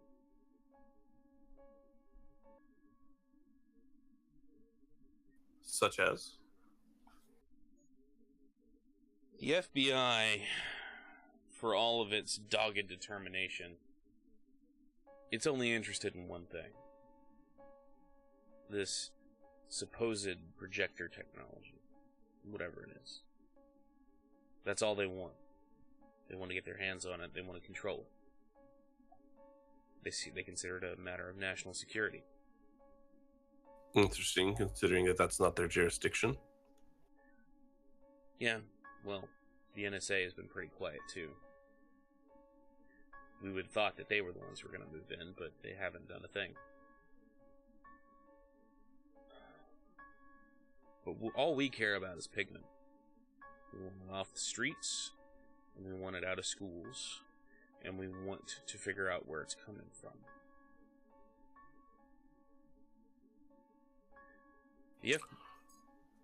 The FBI wants you. They want to figure out what you know about this projector technology. They want to question you, and they want to hold you for questioning until they're pretty sure that they've pumped you for all the information they can get. But they're not willing to override other groups who may want you to have a longer leash.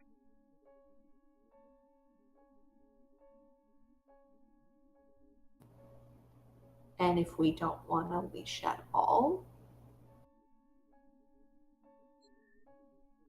Beggars can't be choosers. You want to go back to school?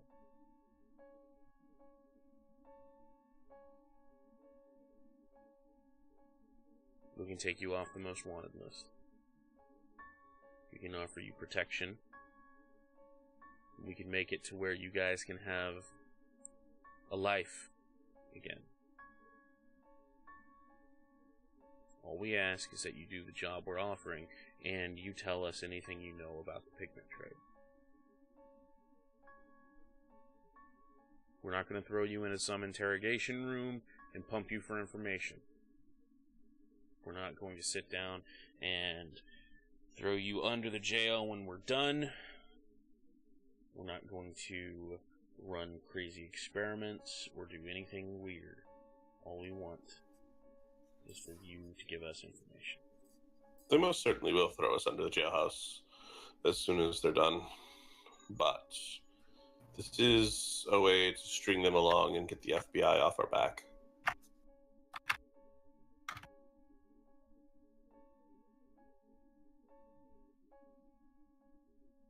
I agree. It's a good thing to do for now. I think the minute we're done, he's going to go take us and throw us in a room. That's quite literally what I just said. That's what I was saying before we even did this meeting. Thank you for your cunning insights. However, this doesn't concern you because it doesn't affect you. Ah, she's sweet. I don't know, being stuck in the head of people stuck in a little black room for the rest of their lives. I don't think that appeals too good. We're in this I'm together. Sure at some point, this hive mind wears off. We'll at least be doing something good by getting pigment off the street. Agreed. So that the DEA has it and they can experiment on it and, use it for brainwashing and all sorts I of evil. guarantee you DEA already has some. It's just a matter of they don't want it in general circulation. Look, these people have a long and sordid history of going into other countries with other organizations and burning crops because of the war on drugs. They really do actually just want to destroy this stuff. It's kind of what keeps them, employed. Well, see what the job is. It's usually the CIA that introduces drugs.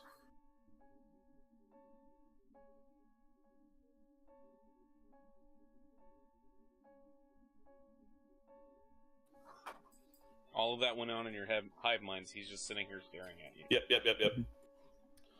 So, assuming that we're interested, what do you know? Lots of different things. But I want to know what you know. Lots of different things. I asked first.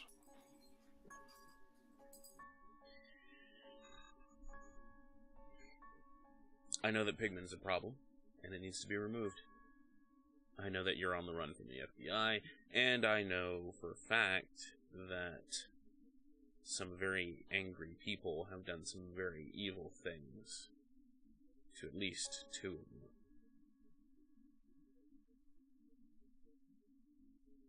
And if I'm not mistaken, 3 of them.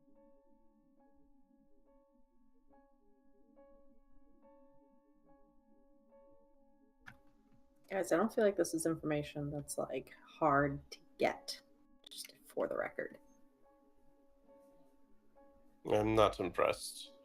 Tell me what you actually know about pigment.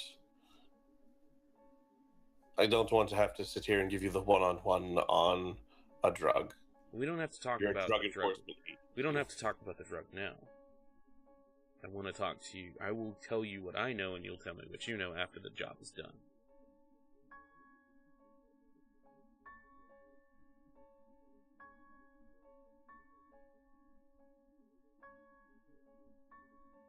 Plus, I figure you guys probably know more than us.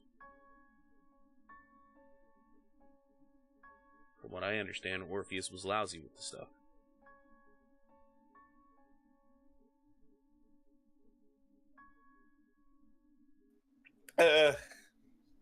Not this much.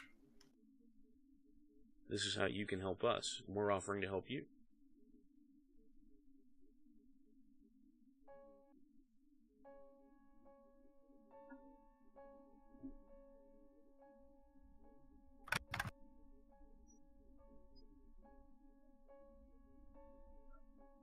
Let's go ahead and do this for now. If things go bad, we can always, I don't know, eat our way out.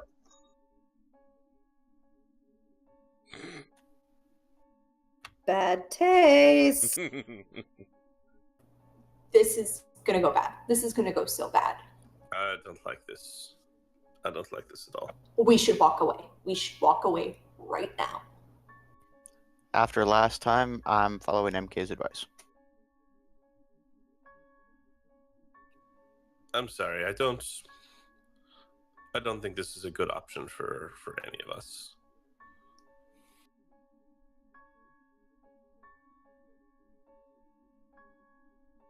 He's not giving us any information. All he's doing is wanting us to follow him. Yeah, you're asking for a lot of trust that, frankly, we don't have. Unless they're willing to give us more details on the job before we make a decision. That's fair. I understand your reluctance. If I was in your position, I'd be reluctant too.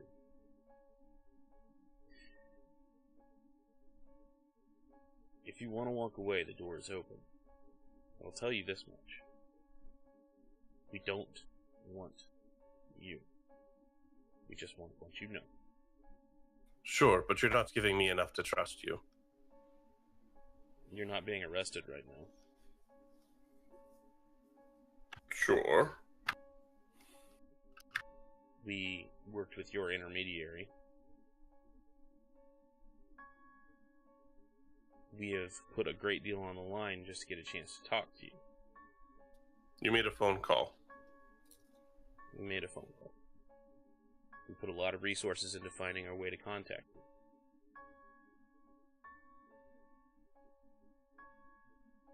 None of this makes me trust you. You would do all of this to bring somebody in. You would do all of this to set somebody up. Yet we aren't. You say you aren't. I don't know that the end of this isn't a setup. Or a death trap. Or what do you call it in English? A double deal. Double cross. Cross. Ah, yes. Or even a triple cross. Bullshit, Guy. I believe we call it bullshit.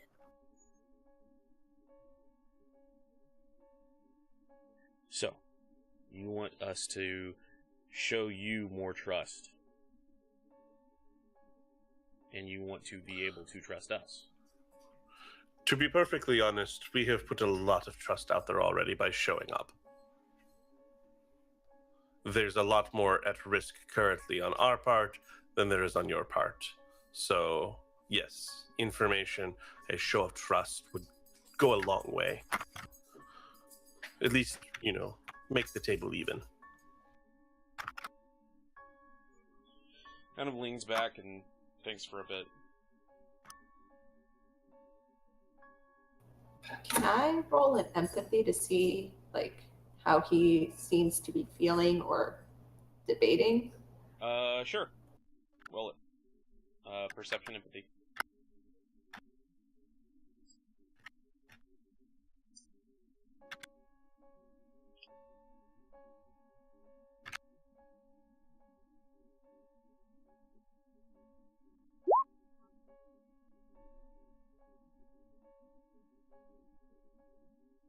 Four successes.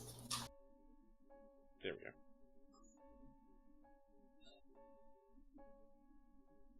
You can feel that he is frustrated right now. He has a lot of distaste for what he's doing.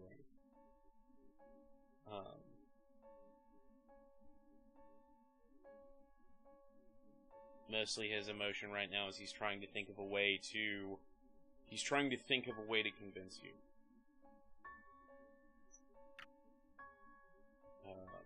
But you don't get the feeling that he's lying to you.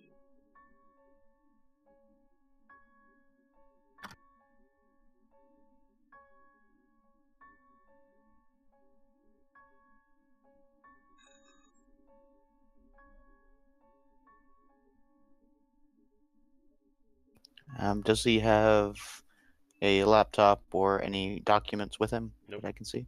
He has the newspaper and that's it.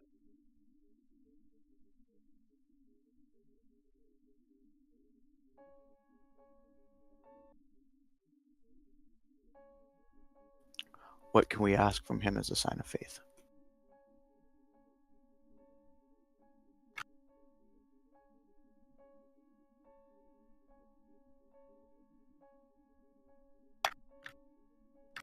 What about information that the agency might have on the Orpheus building?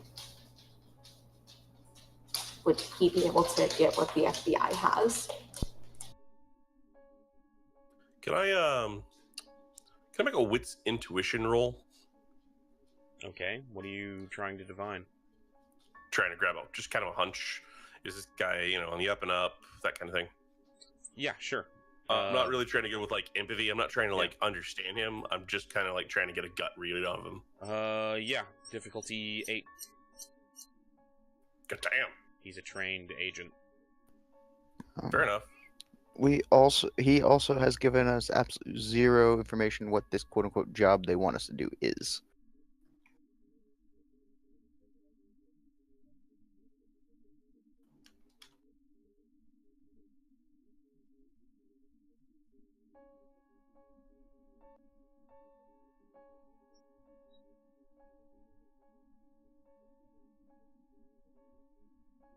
Fate.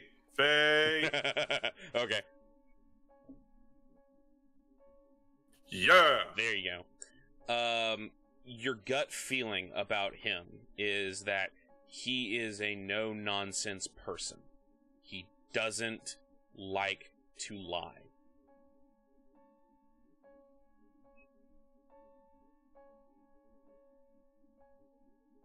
He leans back forward. You want to know what we know? I can tell you this much. We at the DEA, our designation is to hunt down illegal drugs and keep them off the streets.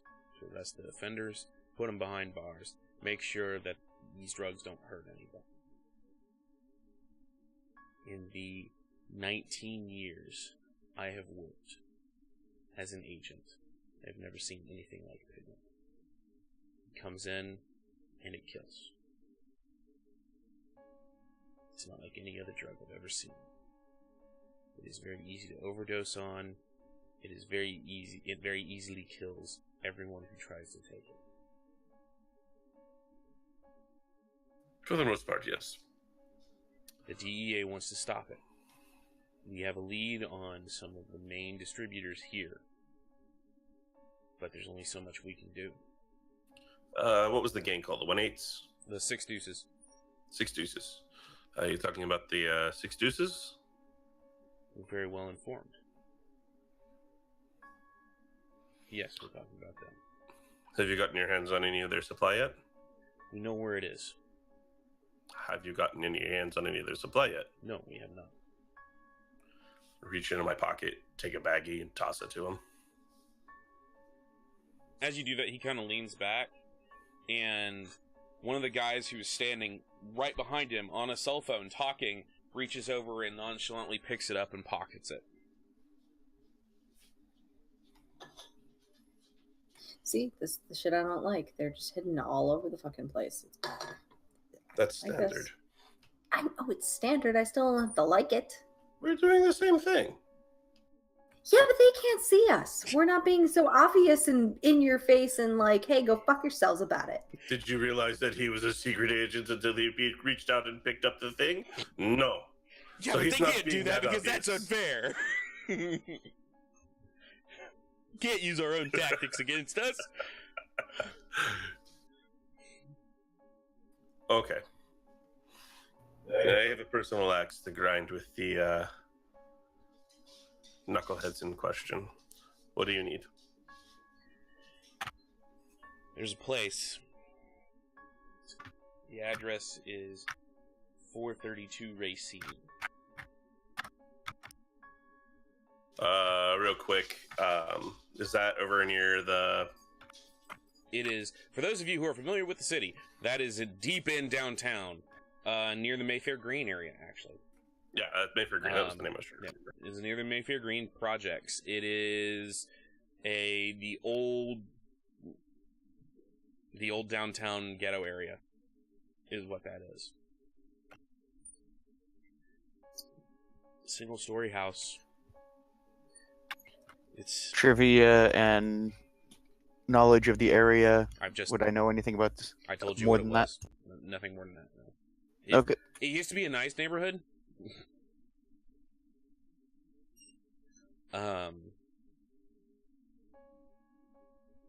That's the address of a main production house. But every time we hit one of the 6 Deuces production houses, they move. Because we gotta go get warrants. So you want us to make an unauthorized raid? No. What I want you to do, go in quietly, which your group is known to do. Go in quietly. Take a look at the place. Describe the entire layout. Bring it back to me. If you can put a monkey wrench into their production, do it. But we don't want you killed. We don't want you guys in. We don't want things to go tits up. And what leads you to believe that they're manufacturing this? Or not just ripping off somebody else who has it? That's what you're going in to find out. We reason to believe that they're manufacturing there. The reason we believe that is because a lot of the neighborhood people, those who have made hints and tips, say there's some heavy machinery moving around inside. Interesting. Très interessant. My information would indicate that they have been procuring it from elsewhere. Let's see whose lead fills out. How did you come by this information? You have a mole? No. We have people in the neighborhood. The way the system works is when you report suspicious activity, we investigate using surveillance, using moles. People have reported suspicious activity, but as anyone would know, or as many people know, you can't go into that area of town. Cops don't go in there unless they're driving SWAT vans. Not even the fire department goes in that area.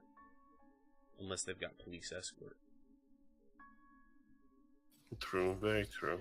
And the DEA likes to work with local law enforcement. There's not enough DEA agents to raid on our own. So besides, quote-unquote, a longer leash, what exactly are we getting out of this? Okay, so you have our interest. So aside from this leash and a brief reprieve from the FBI, what else are you offering us? It's not brief.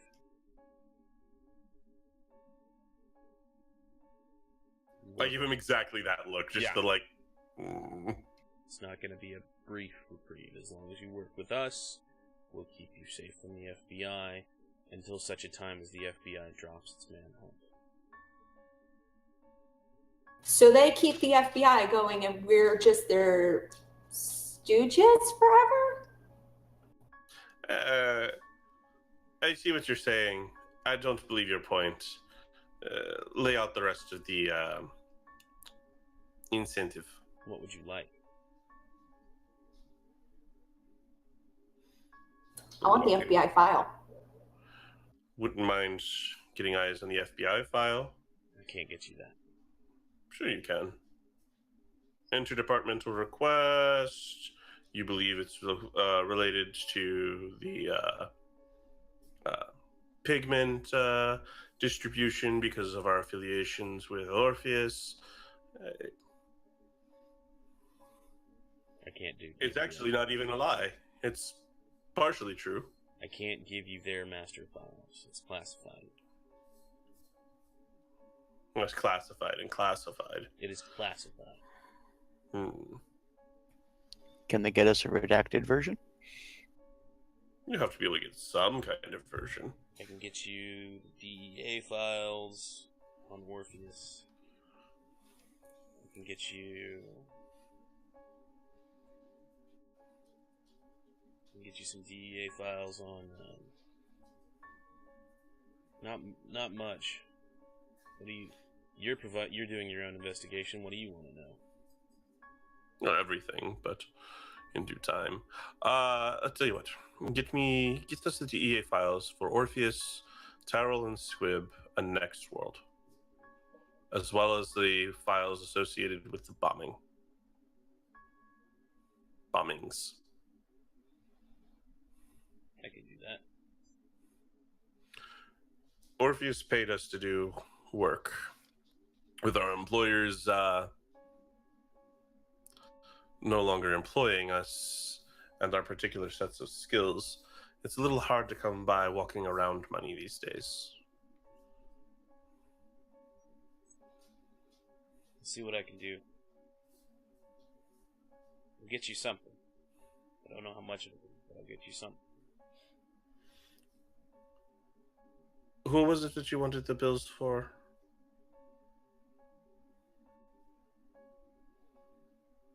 Lexi? Also, this hospital, whatever the name of the actual hospital is, but I can't remember if we actually named it or not. Oh, St. Jude's. Was it St. Jude's or was it Our Lady of Perpetual Sorrow? I can't No, remember. It was Our Lady. Our Lady of Perpetual Sorrow. That was it. Our Lady of Perpetual Sorrows. Okay. There is a woman there named Lexi. Last We would Currently like to in know- room. Whatever. In room blah. I don't know her last name. Make sure her medical bills are paid. We'll have to do a background check on her. Cursory. Nothing outstanding. Minor drug use, minor prostitution. Would she be willing to... Wait a minute. Does she work with Pigment in any way? Would she be willing to be an informant? I don't believe she's been entangled with Pigment, no. The usual stuff. Alright, I'll see what I can do there. You're welcome. Thank you.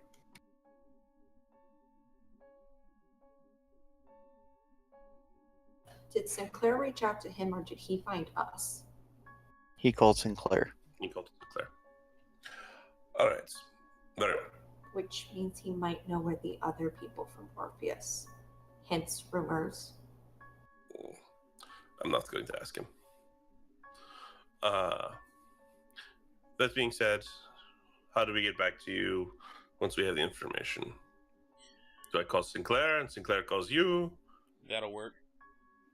Sinclair has C'est my bon. contact information. Kind of look to the other three people there, but really all five of us, or four of them. Are we all satisfied?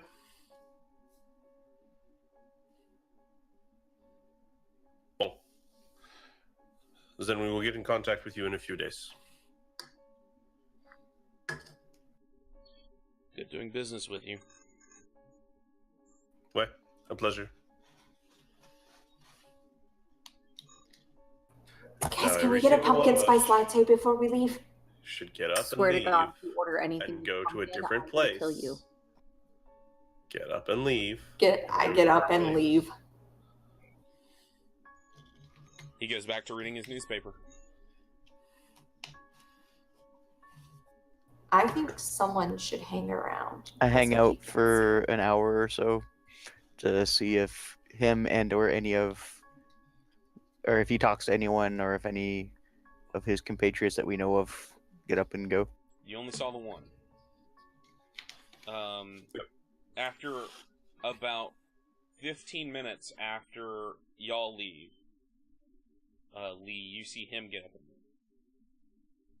leave. Another 12 minutes after that, you see the guy behind him leave. Another 10 minutes, you see the last guy leave, or you see another guy leave, and then after another 15, another person.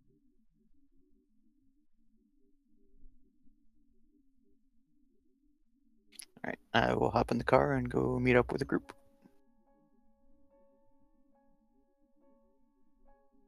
Where did y'all go? I literally walked out, probably turned the first corner, turned into an alley, followed that alley for a while. Okay. walk down the street away from everyone else, make it look like we all came from separate ways. You all arrived together. Sure. Which means someone should probably take the car. Well, Sinclair goes to take the car. Yeah. I just take the bus back. Okay. What about the rest of you? Walk back. Okay. So you all end up back at the house? Yeah, I think Yes. it just kind of roundabout means we all end up there. I assume Cassidy catches a ride when I come out. Yeah, Cassidy was waiting outside for Lee. All right. You all return home.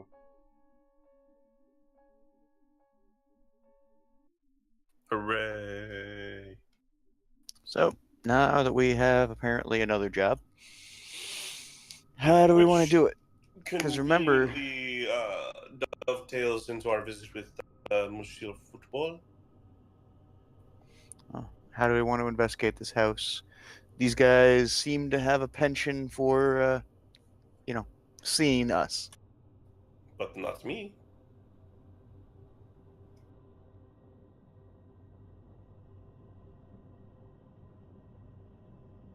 You gonna try to I talk think- your way in? No. I think that one of these dim-witted idiots will let me tag along, if you will. If Guy can get inside and I just look through, I can remember the layout. Way. And I'm sure somebody here can draw, so. You didn't like my picture of you, though. It's not the kind of likeness. Doesn't have to be kind to be accurate. I mean, I'm just saying.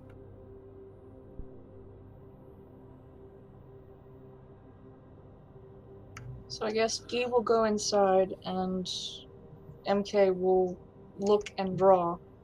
I'll stay and guard MK.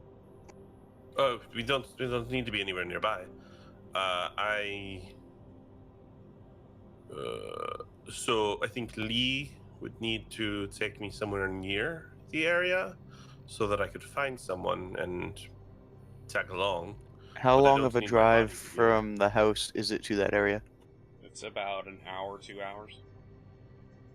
If you want to leave your meat suit here, I'm sure we can find one of the bright closed idiots around that area. Yes. They were selling at chains. That's maybe too far. I'd like to find someone nearby. I'm sure we can accommodate. But once I do that, it's just a matter of guiding them back into the facility that we want to go to. And the rest is, very simple.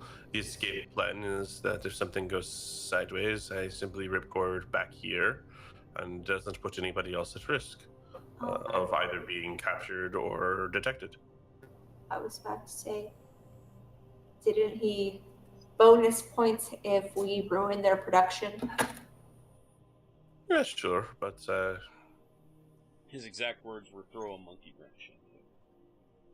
So if Lee went and blew out their transformer, they have machinery.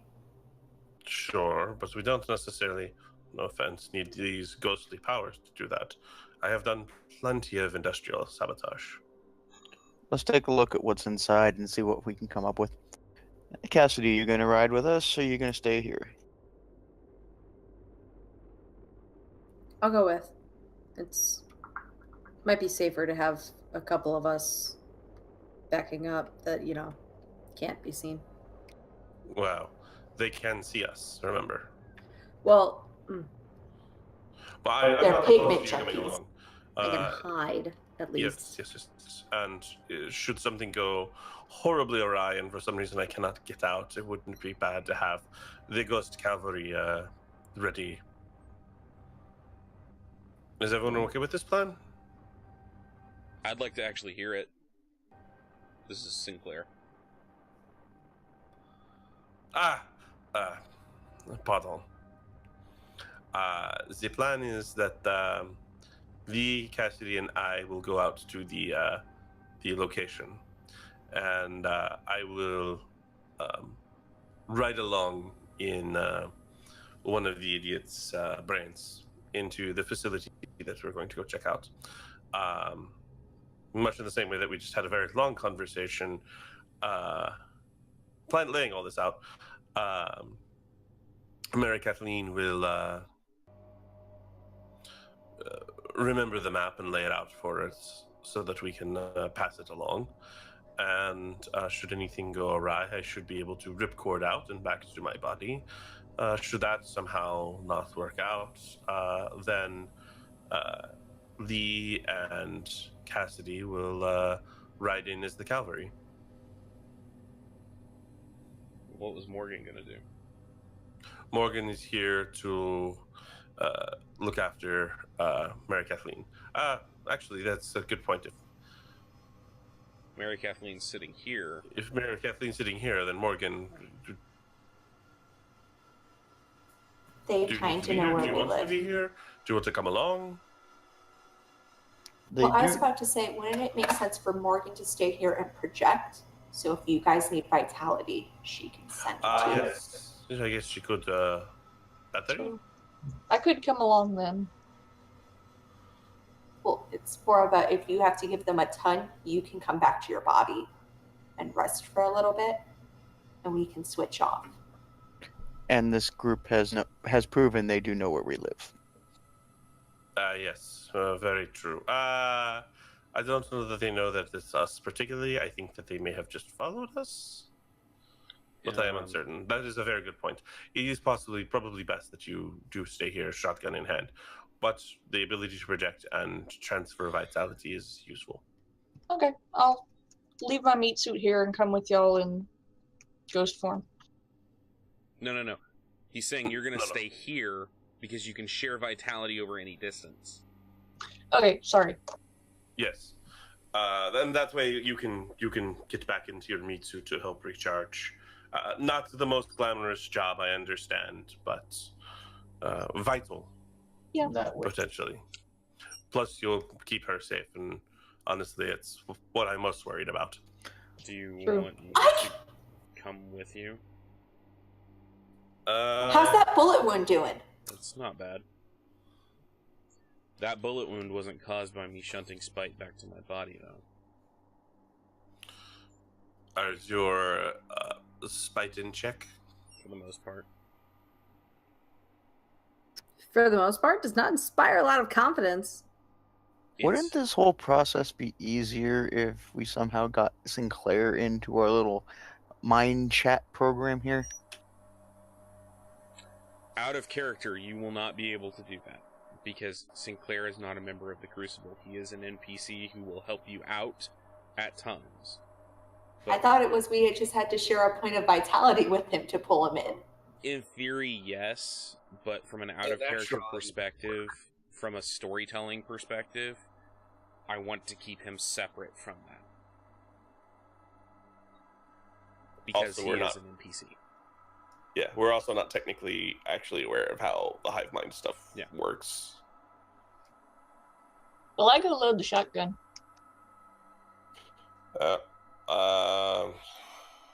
Tonight? Tomorrow? Tonight? Tonight. Well, they What probably time? do Lessons. production during the day, so why don't we just head that way? Was that a yes or a no? I hadn't really That was reached a that no conclusion yet. because you did not give a positive answer. You gave a maybe. Well, fine, whatever. And he leaves. He goes downstairs. I think he's getting antsy because he can't do anything currently. I mean, we could let him do a test run and see how it goes.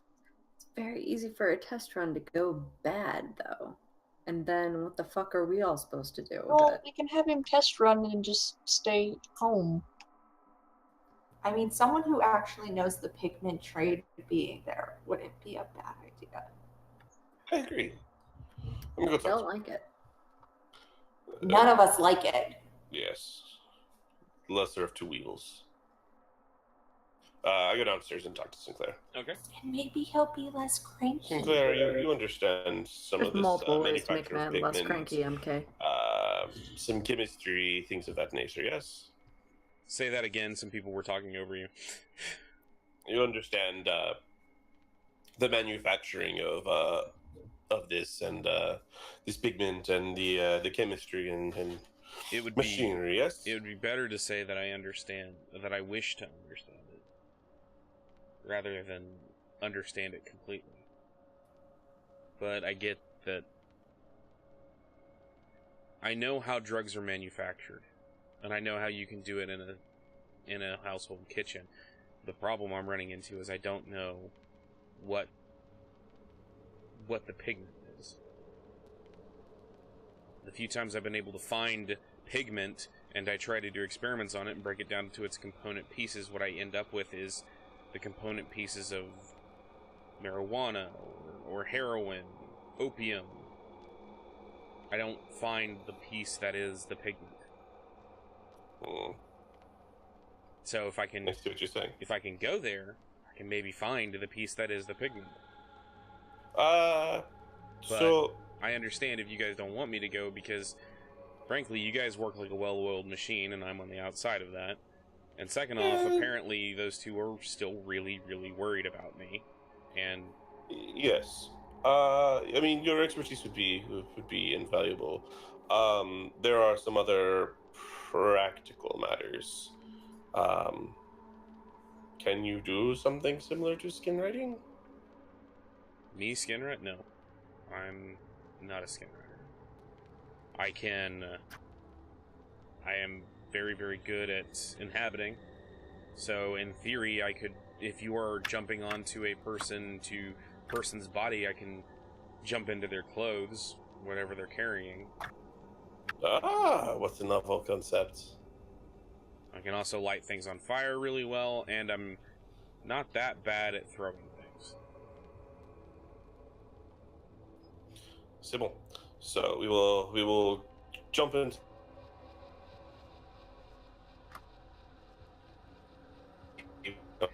something. I completely lost Crow there. Sorry. I will jump into It happened again. I think we're having. See what's going on. Yeah, I think we're having an issue with you and Skiddish's internet because she hasn't. Yeah, moved she's at all. frozen.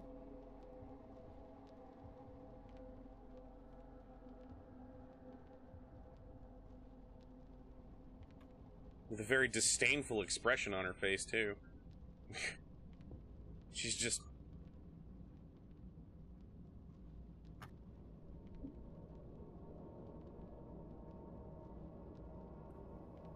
Intermission? Yeah, this might yeah, might be a time for that. We'll take a 10-minute intermission because we have gone for 2.5 hours at this point, and it's about time for one. So everybody, take your peas and poopy breaks. I don't know why I just said that. I just did. I'm a horrible person. Okay, you guys go ahead and take a break. We will be back. It is currently 10:29. We will be back at 10:40. I can see you guys now, but we'll go ahead and take our break now. So we will be back in just a bit. I hope you guys out there in Streamland. Whoa. I hope you guys out there in Streamland stick with us for just a little bit longer, and we'll come back and we'll see the dramatic conclusion of tonight's strange adventure.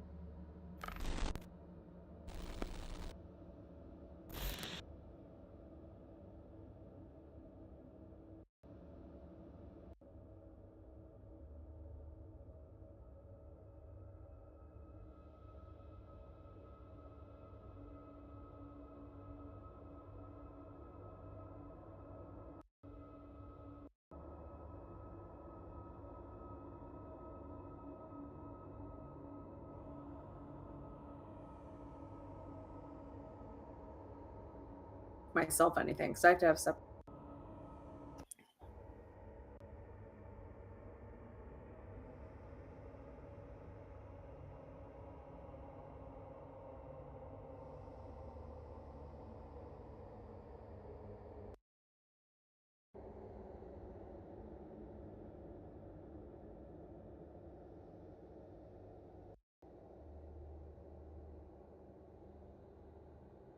Oh, yeah.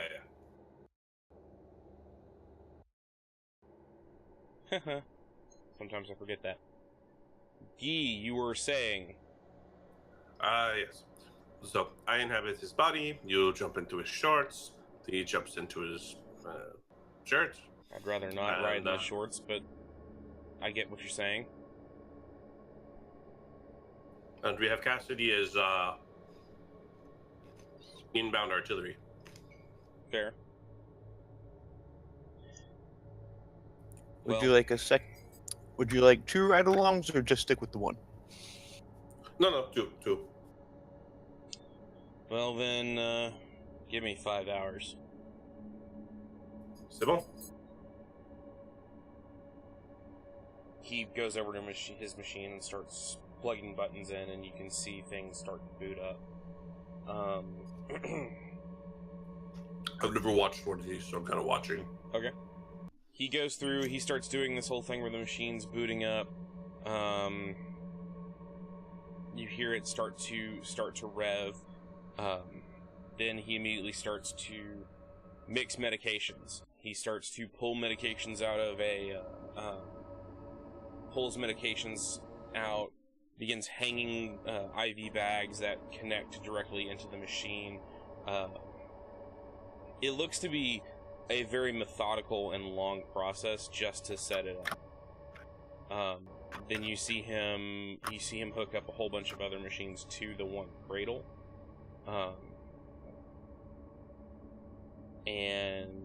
Does anybody here have medical training? He does. Do you have 1 point? Okay. You may roll it to try and identify what he's doing. Intelligence or wits? Intelligence.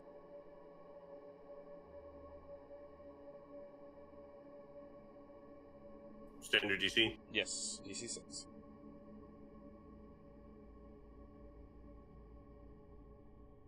Maybe.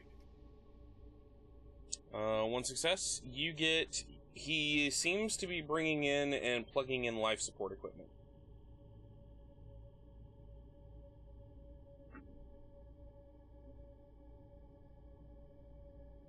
Like, you can see dialysis equipment, artificial hearts, artificial lungs, all that kind of stuff. Okay. So this is so that your body still keeps pumping while you're gone. After a fashion, it slows the metabolism down to where it's almost nothing, and will also act as an emergency life support if something bad happens. Clever. It's a little lower tech than what Orpheus was working with, but this was part of the prototype of their original design. When did you put this whole thing in your garage? Well, my basement, but yeah. Would it work for somebody like me? Yeah, any living person can go into cryogenic storage. It takes somebody who has the ability to project, like somebody like you, to become a sleeper. You'll have to retrain your body, though. After you become a sleeper, you have to retrain yourself to skim. Interesting. So you can't skim, but you can sleep. Yes. I could become a sleeper and then come back out and become a skimmer again? Yes, but it would take you a while. Your body would have to reset. You'd have to take about a week's worth to retrain your mind to do the similar things. I'm not sure exactly why. Interesting. Have you tried skimming? I have. I'm not any good at it. I have attempted to do it many times, and each time it has a tendency to not work. Very interesting. I wonder why that is. Some people have the talent, some people don't. Alright. You see, he mixes up a sort of chemical cocktail and loads it into an IV bag, which connects directly to the machine. Now's the fun part. He hits a button, the machine kind of slides open a bit.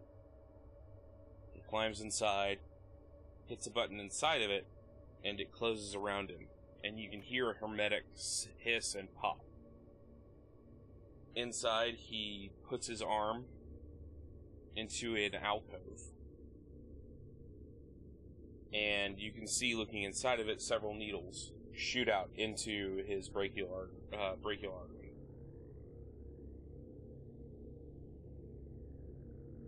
He starts counting backwards, and then slowly falls. Okay, at this point I go back upstairs. The whole process takes about 2 hours. Crack, while he's asleep, can I do stuff? What are you trying to do? Him. So, we have 3 hours, and then you'll be joining us. It was pointed out to me that both he and Lee can inhabit objects on the person, so that will be the expeditionary party, with you in the wings, able to blink into the situation.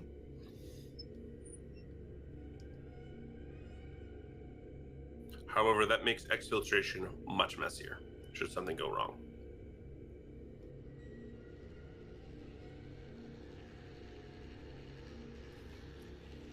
I'm sure we'll make it work. I'm sure we will.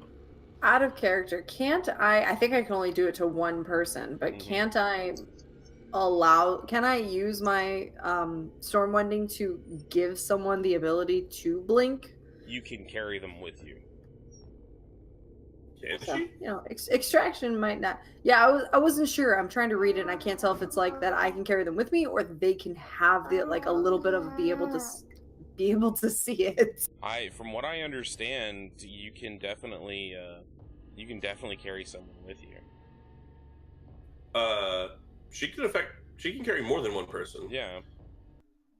It just, wow. Like, it would be 5 vitality to, like, pull everybody out. Yeah, you can. It's 5 vitality for 5 miles, and 6 people. Or a total of 6 people. 100 feet. When transporting multiple people, the maximum range of the power is 100 feet, regardless of the vitality expended. Yeah. But still, 100 feet. Yep. It's 100 feet.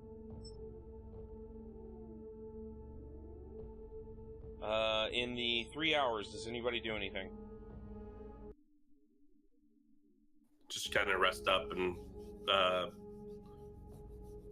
look at the Google Maps of the area. Okay. Kind of like familiarize myself with some of the streets and whatnot. Okay. Same thing. Overlooking the streets, you see it is a densely populated area. The only real greenery is the front yards, but for the most part, like, the house in question is part of a row of houses that look like they're very much cookie cutter, like, built probably sometime during the probably sometime during the 70s or maybe early 80s. Something where it looks like, from an aerial view, it doesn't look too bad, but it's, when you go down to street view, the place looks all kinds of wrecked out. Like, it looks like a bad part of town. Bad neighborhood, you know. Bars on the windows, bars on the doors. Yep.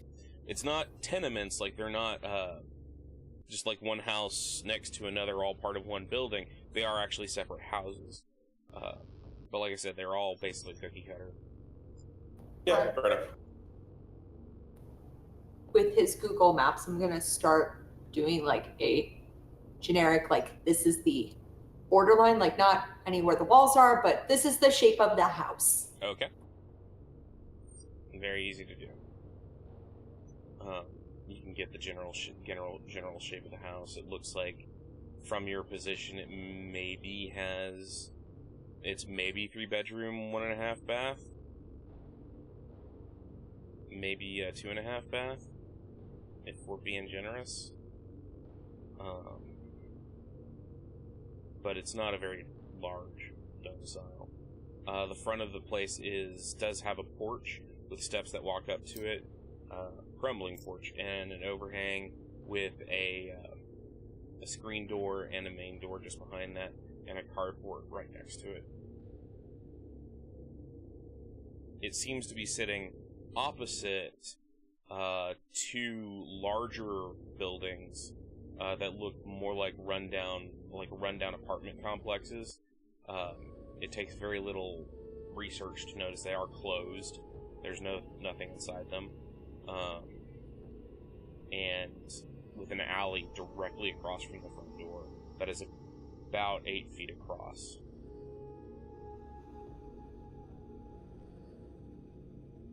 I mean, if I was going to have a sketchy drug producing house, this is where I'd set it up. MK, if you had a sketchy drug dealing house, I would have quite a bit more of an interest in you.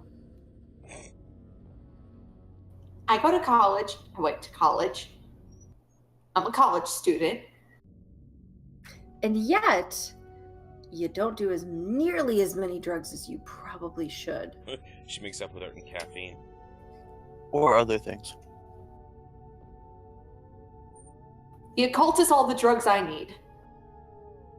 Caffeine's a drug. I see space and time. Anyways, I'm pretty sure nobody's going to do anything productive for the next 3 hours, aside from like load weapons and whatnot.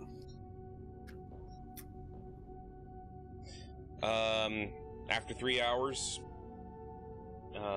he doesn't so much emerge from the basement as you see Sinclair's form kind of materialize at the door, the basement.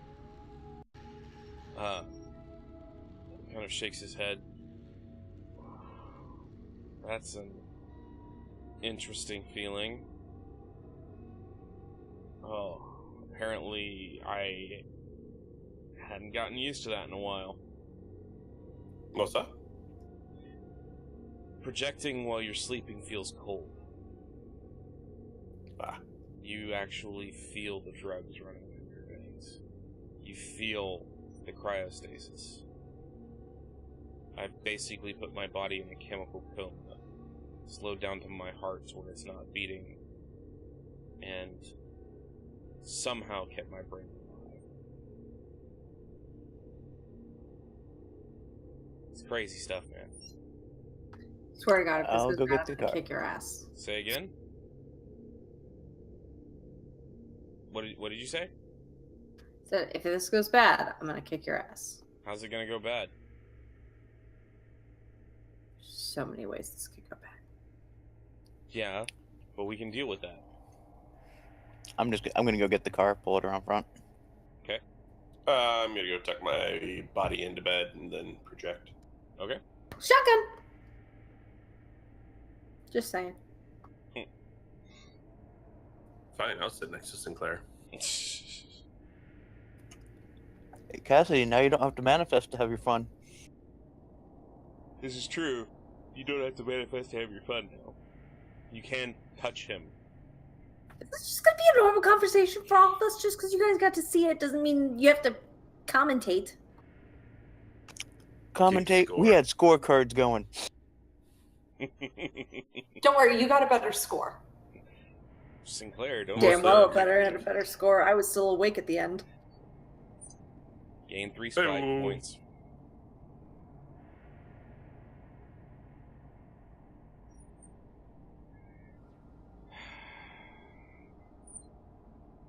But he had a bullet wound. Lose 2 spite points. No, fuck you. I think Skittish is red right now from laughing. For the record, I'm actually listening and adding these spites. I have 7 spite right now. Nice. Once everyone gets inside, I'm going to head out. Okay. Everybody's in the car, I assume. I think I'm gonna wait until y'all get there to project. Yeah, I wouldn't project until we absolutely needed. Okay. The drive there is very uneventful for the most part. Once you start getting into the area, you do begin to notice a lot more. You begin to notice a lot of ghosts. Not just any ghosts. You begin to notice very dim ghosts. Blips, drones, ghosts that aren't really seeming to realize they're there. They look like Cassidy. They're very faded. They are very not as bright as they could be. Alright, Guy. Let me know, or call your target when you see it. Wait, I'm just gonna look for somebody kind of off on his own. Okay. Roll me a perception alertness test.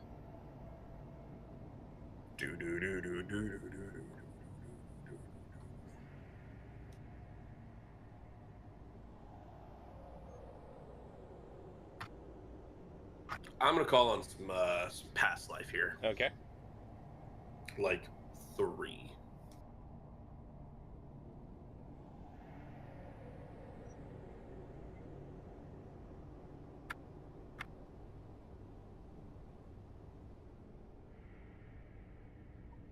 Wow.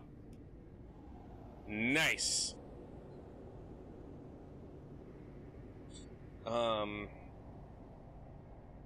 You just looking out, you get a feeling. You feel like you're looking out from the tall grass, looking for the perfect target, looking for the perfect prey. You feel predatory. And you spy someone wearing the colors. Sweet. I would like to tap a point of spite Okay. to activate skeletal form. Okay.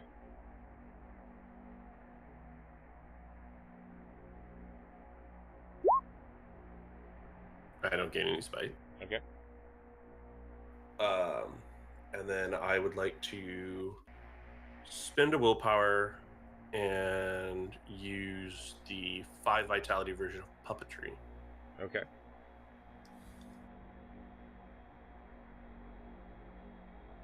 Because you're the willpower gives me 3, right? you're not using skeletal form. You're using withered. Because withered is the one that makes it ping as a 0. Yeah. Withered. I have it as skeletal form on this, and that's wrong. Okay. Yeah, withered. I think that's what it is. I may be wrong too. What were you? I'm sorry. What were you asking me? The willpower gives 3 vitality back, Yes, right? it does. Okay. So I only have 2 vitality unused. I need to make the roll. It's leadership charisma versus his willpower. Okay. What's his not versus his willpower. His difficulty is his willpower. Yeah. Sorry. Yeah, I'm loading the book right now that has all the notes on that. But for some reason, I hate this shit. Human average is 4. He's got a 4 willpower. When Guy calls his target, I'm going to, of course, pull over so we can actually do this. Remember that when it's like in habit, I'm inside him. Okay. Really? I just softballed that one in and nobody commented. I'm not the one who makes those comments. So I have control of him for a day. Okay. At 5 vitality, I can access any of his skills or memories, and I basically just query them. Okay. His name is, let's see. Slowball. That's his nickname.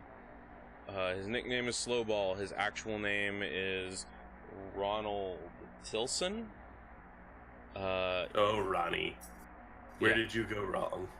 He is a member of the He 60s. did the drugs. He has never taken pigment from his memories. He's taken other drugs, but he's never taken pigment. He is carrying on him. He has a, let's see, what is it? He's got a MAC-10 that he's just carrying with him, like, shoved down the back of his pants. What's he wearing? He's wearing gang clothes. Big gangbanger clothes. Is he wearing a belt? Yes. I will inhabit the belt. Okay. You see Sinclair step out of the car, and he immediately dives into one of his rooms. I have something else I need to do before I inhabit the belt, but it requires Cassidy being back. Okay. I have to give her the keys to the car. Okay. I start pathfinding towards the Rancine Street. Okay. You're walking up. Or which side of the street are you walking on? Are you walking on the street with the abandoned buildings on the side of it? Or are you walking up to the front door, or on the same street as the building, or as the house? Let me query the guy's memories. Okay. When I think of the lab or the machinery, where does it tell me to go? It tells you to go to the house. Okay, then I go on the house side and kind of walk up to the door. We'll kind of have to wait for Dahlia to come back.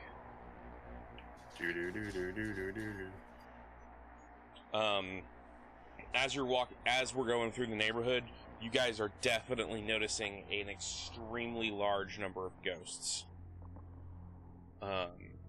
Oh, do I hear anything in the whispers? Yes, you do. It's mostly jumbled on top, people talking on top of each other. It sounds very similar to your own hive mind, actually. It is... You mean they make dick jokes too? No. But...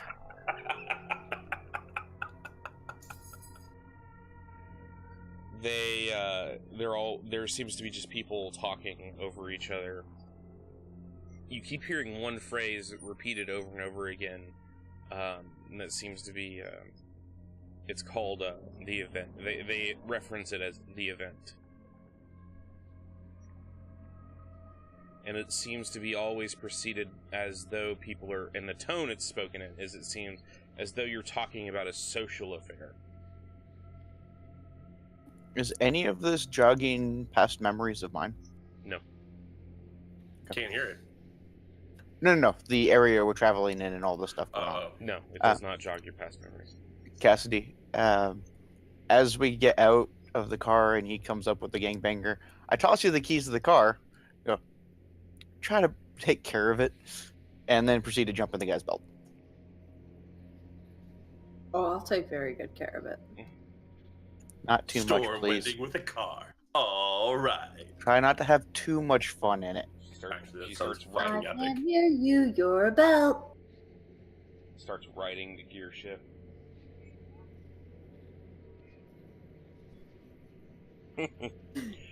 Cassidy's I have to in the hive mind take a towel pretending. to it later. Cassidy's in the hive mind pretending to lick the steering wheel. She starts singing "Carry On My Wayward Son." Yeah, all right. So I go up the side with the houses, Okay. walk up to the front door. How are you driving, Cassidy, or are you just hanging out with the car? You guys are about, when you find this guy, you guys are about a city block away. Debating if Cassidy knows how to drive a stick. I know she knows how to handle a stick before anyone makes the joke. I don't know if she knows how to drive a stick. I'm gonna say she's just kind of hanging out with the car. Okay. Pretending to drive it.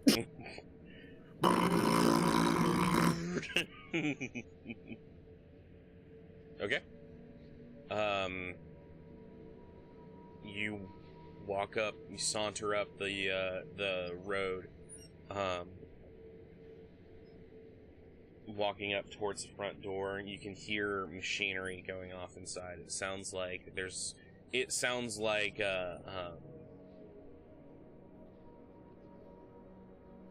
trying to think of the best way to describe it. It sounds like not a full industrial like machinery, but it sounds like somebody has a very old AC unit working in there. Several very old AC units and stuff working in there. Interesting. I'm gonna query my host here about like entering the buildings, or like a knock code or a key under the pad, or. There's a lot of people milling about. There's not really a code or anything like that. You just gotta be known, pretty much. So just walk in, just open the door and walk in, and start kind of looking around. There's people hanging out. There's people just kind of milling around. There are junkies who seem to be just lost in their high. You see another guy walk up to you, and he's wearing the same colors. He walks up and he's like, "Softball, why the fuck are you here? Weren't you supposed to be off on the corner?" No, man. Going back into your memory, this person's name is... Excuse me.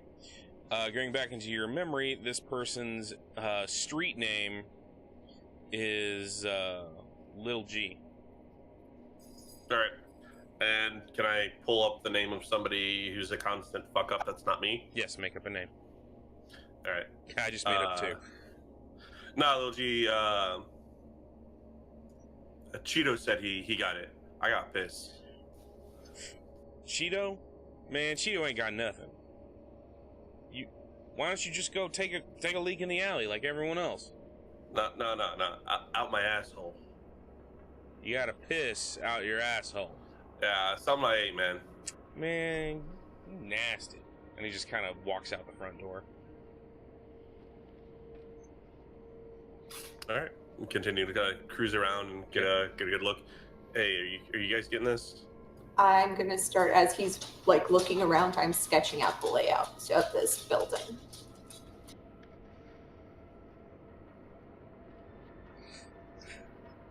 You going off of Ronald's memories, you're looking around. You know that the entrance to the basement is actually a trap door in the master bedroom. All right, and that's where the machines are at? Yes. All right, well, first I'm gonna go and pretend to be pissing out my asshole in the bathroom. Okay. Make a performance check. No, I'm kidding. Which expression? I regret my decision to be a belt. I think we all regret this. I have a specialization in interpretive dance. Does that count? Yes, you get 9 again on this roll. Anyways, I'll go to the master bedroom and then like try and make my way down. Okay.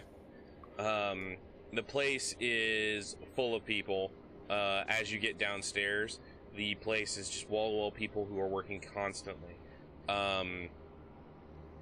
Again, going through Ronnie's memories, what you recognize is the fact that they're behind. There was a hit, like the trade was hit when Terrell and Squib was hit.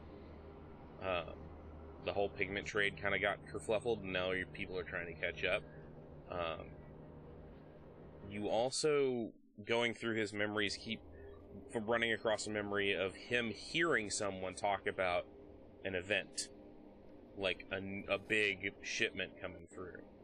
Okay, I'm relaying this to the Crucible. Okay. Because as soon as I get out of his body, I won't remember any of it. Yeah.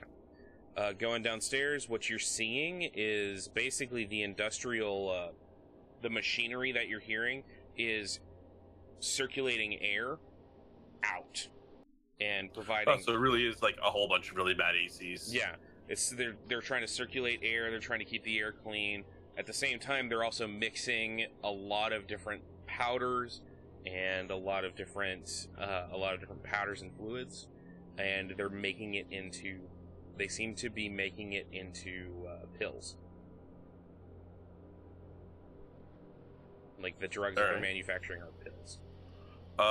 With my dead eyes, do I see anything like ghosts being pressed in these pills? Some kind of ghost distillery? You don't see anything like that. What you do see is you see a lot of the gang bangers here that are down here or working are actually working alongside ghosts. There are ghosts talking to them, telling them, here's how you do this. And they look like the ghosts of other bangers who are just hanging out and talking or hanging out and working. And it's almost as though the ghosts are still a part of the gang. They are, pretty much, still a part of the gang and just working. And these guys who are working apparently have dead eyes because they're looking up and they're talking, they're interacting with these guys, all that kind of stuff. Alright, do I see anything that's like ingredient X? No, you don't see anything like that. Okay, just a bunch of different powders. Powders, liquids. You do notice at the other... anything? No, nothing's really labeled. At the other end of the basement, there is what looks like a false drain that's right underneath the carport. Make a note of that on the map. Yeah. Like with steps leading up to it. Like, or not up probably to it, but like you can take a step up and it's for passing stuff through the carport. Yeah, that's what I was to say. It's like, this looks like this they're either getting the drugs out this way or bringing ingredients in. Okay. Just kind of like walk around, look like I'm just kind of checking up and making sure everything's doing all right, but I'm actually counting out the pacing of the room. Right. Honestly, people aren't paying attention to you. You are... Okay. You either belong here, because you look like you belong here, or they're too busy doing other shit. Because they're making drugs. They're too busy. Okay.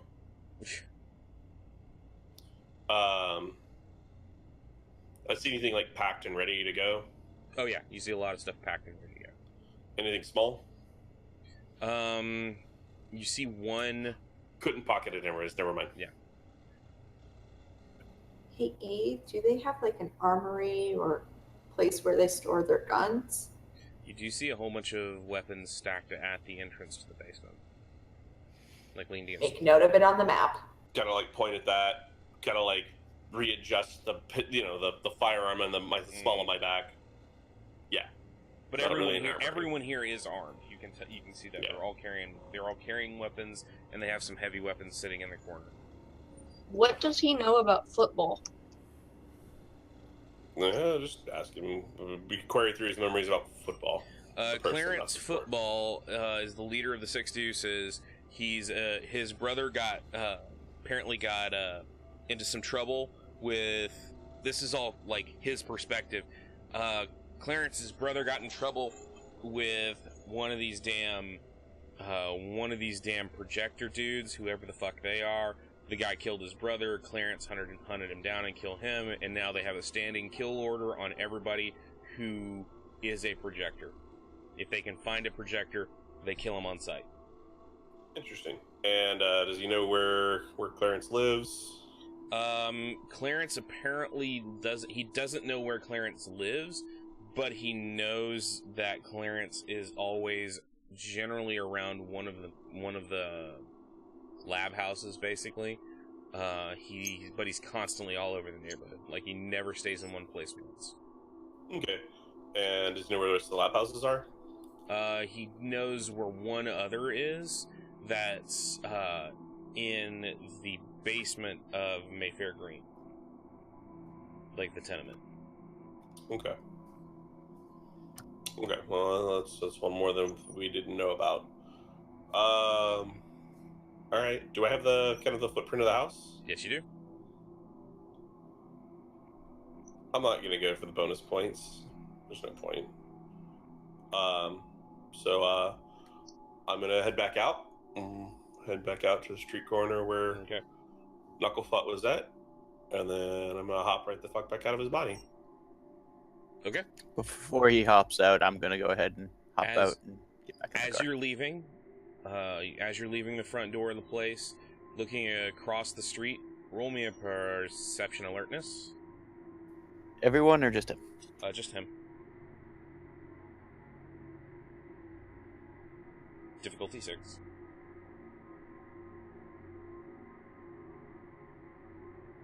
I got 1. Okay. Looking across the way, you see something that looks kind of weird, like a wrong texture on the side of a dumpster in the alley, and movement of some type. Like the texture's not moving, movement drew your eye, and then you saw the wrong looking texture. Does anybody else see that? Can I see it through the belt? Yes. Yes. Do you want me to roll to see what I see? No. You're all using his eyes, so no. Basically, he gets to make the roll. Okay. Then before I jump out of my body, I'm gonna go kind of check that out. Okay. You cross the street. You see basically what looks like kind of a slick black substance that seems to have spilled out of the dumpster and splashed down the side of it. It looks almost gooey, like it's very viscous. Gee, don't touch it. The I'm movement. gonna open. I'm sorry. The thing is, it's open. It's not. Okay, The dumpster's not closed. The dumpster's open. The movement that caught your eye is there seems to be a cat on the edge of the dumpster, looking at you kind of quizzically, and it takes you literally half a second to realize that cat is a ghost. It's a kitty.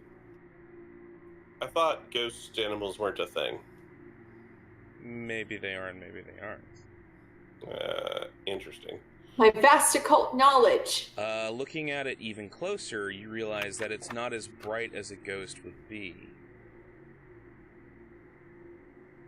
Is it as dark as a specter would be? No. It's more about the shade of. It's more about the shade of Cassidy. Interesting. Okay, I'm gonna not heed people's advice and totally touch the slimy gooey. It comes back as a viscous goo. Like, just it smells acrid. It smells bad, like kind of thing, like rotten food. You see more ghost kitties actually peeking their heads out and looking at you. Interesting. Yeah, I'm gonna go drop this body back off where it should be. Okay. A couple of the kitties And then I'm gonna follow you. I'm gonna hop back out and go to the car. Okay.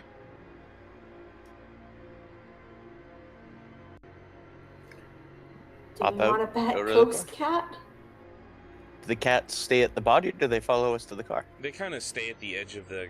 They stay at the edge of the street, kind of looking at you.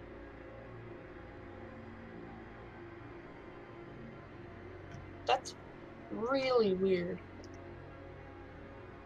There's about 5 other things that are really weird right now. I'm just gonna go back to a place where things aren't weird and process all that. Strange ghost cats noted. You say where things aren't weird, but when you get back to the car, Cassidy's sitting in the front seat. Carry on my wayward son. Oh, for fuck's sake. Do you think we could go back and get a sample of that black goo? I really want to. But That might spirit be goo? what we're looking for. Specifically, what I'm looking for. Do you have a way to get it back? No, I would need some type of sample here to get it. Exactly. I mean, we could try later after the raid. Makes sense. That would be the best way to do it if it's still here. And if it isn't, that tells us something. That's true. But what if the kitties run away during the raid because it'll be loud and stuff happening? It's not the cats we're interested in. I feel like they'd be useful though. Well, they're still No, right there. you If you want to want go grab cats. one. I want a kitty. Don't. Ghost animals aren't supposed to exist. You see Sinclair walks over, kind of looks around, scoops up 2 of them, and walks them back to the car. You're morons. All of you are morons. It's a Mau Mau, though. Didn't you touch the evil blade of hate? Just give them the cats, and let's get in the damn car and go home. I'm willing to touch the spooky shit, but you won't give me a kitty. This is bullshit. Once everybody's You know in the what? car, I'm going to Have turn the fucking around cat. and start driving I back to don't the care. house. When I have to slit their throats and your all's throats, I'll just do it. That's fine. Why does my throat get slit? Well, look at it this way, Mr. Gee. Morgan, what did we do? Look at it this way, Gee. They don't have to. don't They don't know. have to eat, and they don't shit on anything. They're ghosts. That we know of. I mean, ghost cats aren't supposed to exist. We I'm- don't know I'm- what they fucking do at this point. I think I have a general idea of what's going on with them. They Let's not stand experiment around, on the ghost start cats. going I'm meow, not gonna meow. experiment on the ghost cats. Why do I feel like you're gonna experiment on the ghost cats? I think there's more of a risk of Harrison experimenting on the ghost cats than Sinclair. How do we know that Harrison hasn't been experimented on? I don't experiment on my damn dog. You've experimented on Harrison? No. Wait, I can't understand that. We're driving back. He's experimented on Harrison? I don't think he has. No. Turn to Harrison. Oh, you poor baby! That immediately gets the and he puts his paws up on your lap and licking your face and all that kind of stuff. And back home. And you make it back to the house. Minute Sinclair comes in, look at him. You're a monster. What? You poor baby! I brought you Kitty. I'm gonna go back to my body. I'm holding one of the cats like, it's a pet I can pet. Kitty looks at you, Mary, Kathleen, and goes, meow. One hand, I can't pet the cat. Nope, you're still in your body. I will Yes. drop the meat to go pet the cat. I'm gonna pet Harrison so he does not feel left out. Harrison is very excited about ghost kitties. He's jumping up and down. Are the You're ghost such a kitties good that dog. I'm so sorry that your daddy experiments on you. Did you say that out loud? Yes. I have done nothing of the sort. When will we ever know that? Did you ask him? Nope, I'm just making assumptions. You know what they say about making assumptions. Yeah, well, I already did that with you once. You make an So ass that- out of you and somebody named Umption. Well, if you're gonna change it on me, then I have a cat. Yes, you do. Now, if you excuse me, he's holding up a cat and looking at it. You have given me an idea. He puts the kitty down and starts heading towards the basement. I feel like I should be concerned. I feel like the cat should be concerned.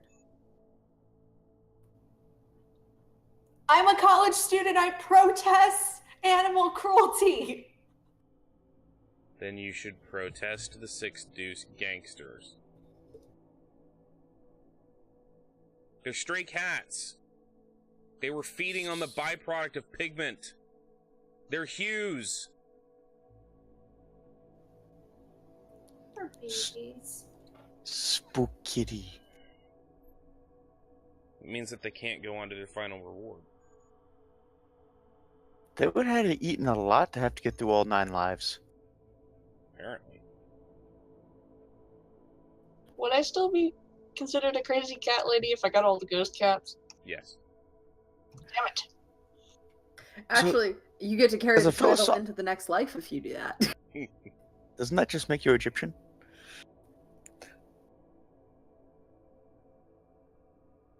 So, philosophically, if cats have 9 lives, do they make 9 spirits? Or just the one? I feel like you're overthinking this. It's a kitty! I want to go back and get all the kitties. Sinclair goes down to the basement. I finish the final little pieces of the layout. It's like, okay, we did the thing for the guy.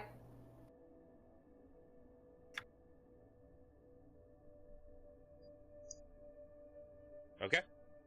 You finish And we have another location, and what's this event? What is this event? They're talking about an event. The specters were talking about an event.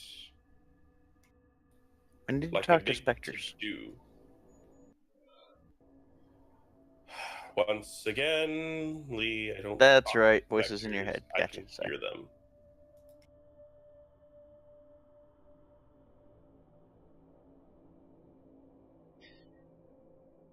So there's a mysterious event. You have ghost kitties. And you have figured out that there is, in fact, 2 major labs providing pigment to the city. And a gooey And byproduct. that pigment to the city has been on a decline because of the attack on Terrell and Squib, which means likely that the source of pigment originally was Terrell and Squib. Tie that to the TNS pills that I gave them, and figure out what's going on there. Yep. So we now have 2 forks in the road of investigation. And on that note, we will call it a night, ladies and gentlemen. Did you guys have fun? Wait! Yes. I'm naming my kitty Castiel. Okay. Okay. At least you didn't name the 2 cats Sam and Dean. Well, somebody else had the other cat. I don't want to name someone else's cat. My kitty. I think Mary Kathleen and Morgan are going to fight over the other cat now. No, everyone's busy with the cat. Come here, Harrison! Oh, okay. My cat. Dog lady. Let's be honest, Mary Kathleen's probably more of a dog person. Probably, yeah. Well, the cat's the only thing that Cassidy can play with without manifesting or using a friggin' horror, so... Sinclair's currently out of his body. There's another thing you can go play with. Yeah, but it doesn't last very long. I feel the need to point out every time it's not me that says these things. Did you guys have you're fun already tonight? at 9 sight. Yes. Awesome. Chat, did you guys have fun tonight? I know that Drew did. He's been heckling us literally all night, and it's hilarious. Hey, chat, do you have any parting shots? Well, it's too bad because I'm going to give chat spite as well. Eventually, it's going to get so bad, chat's going to get so much that like they're going to be the buzz. The buzz is saying, "Chat, what do you say?" All right, guys. So, experience. Everybody gets 1.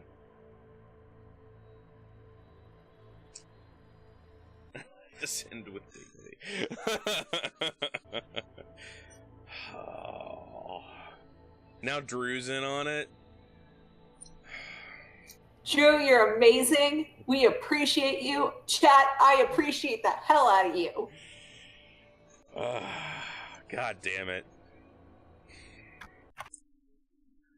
Yes, you're just here for my voice, Drew. That's all it is. So everybody gets 1.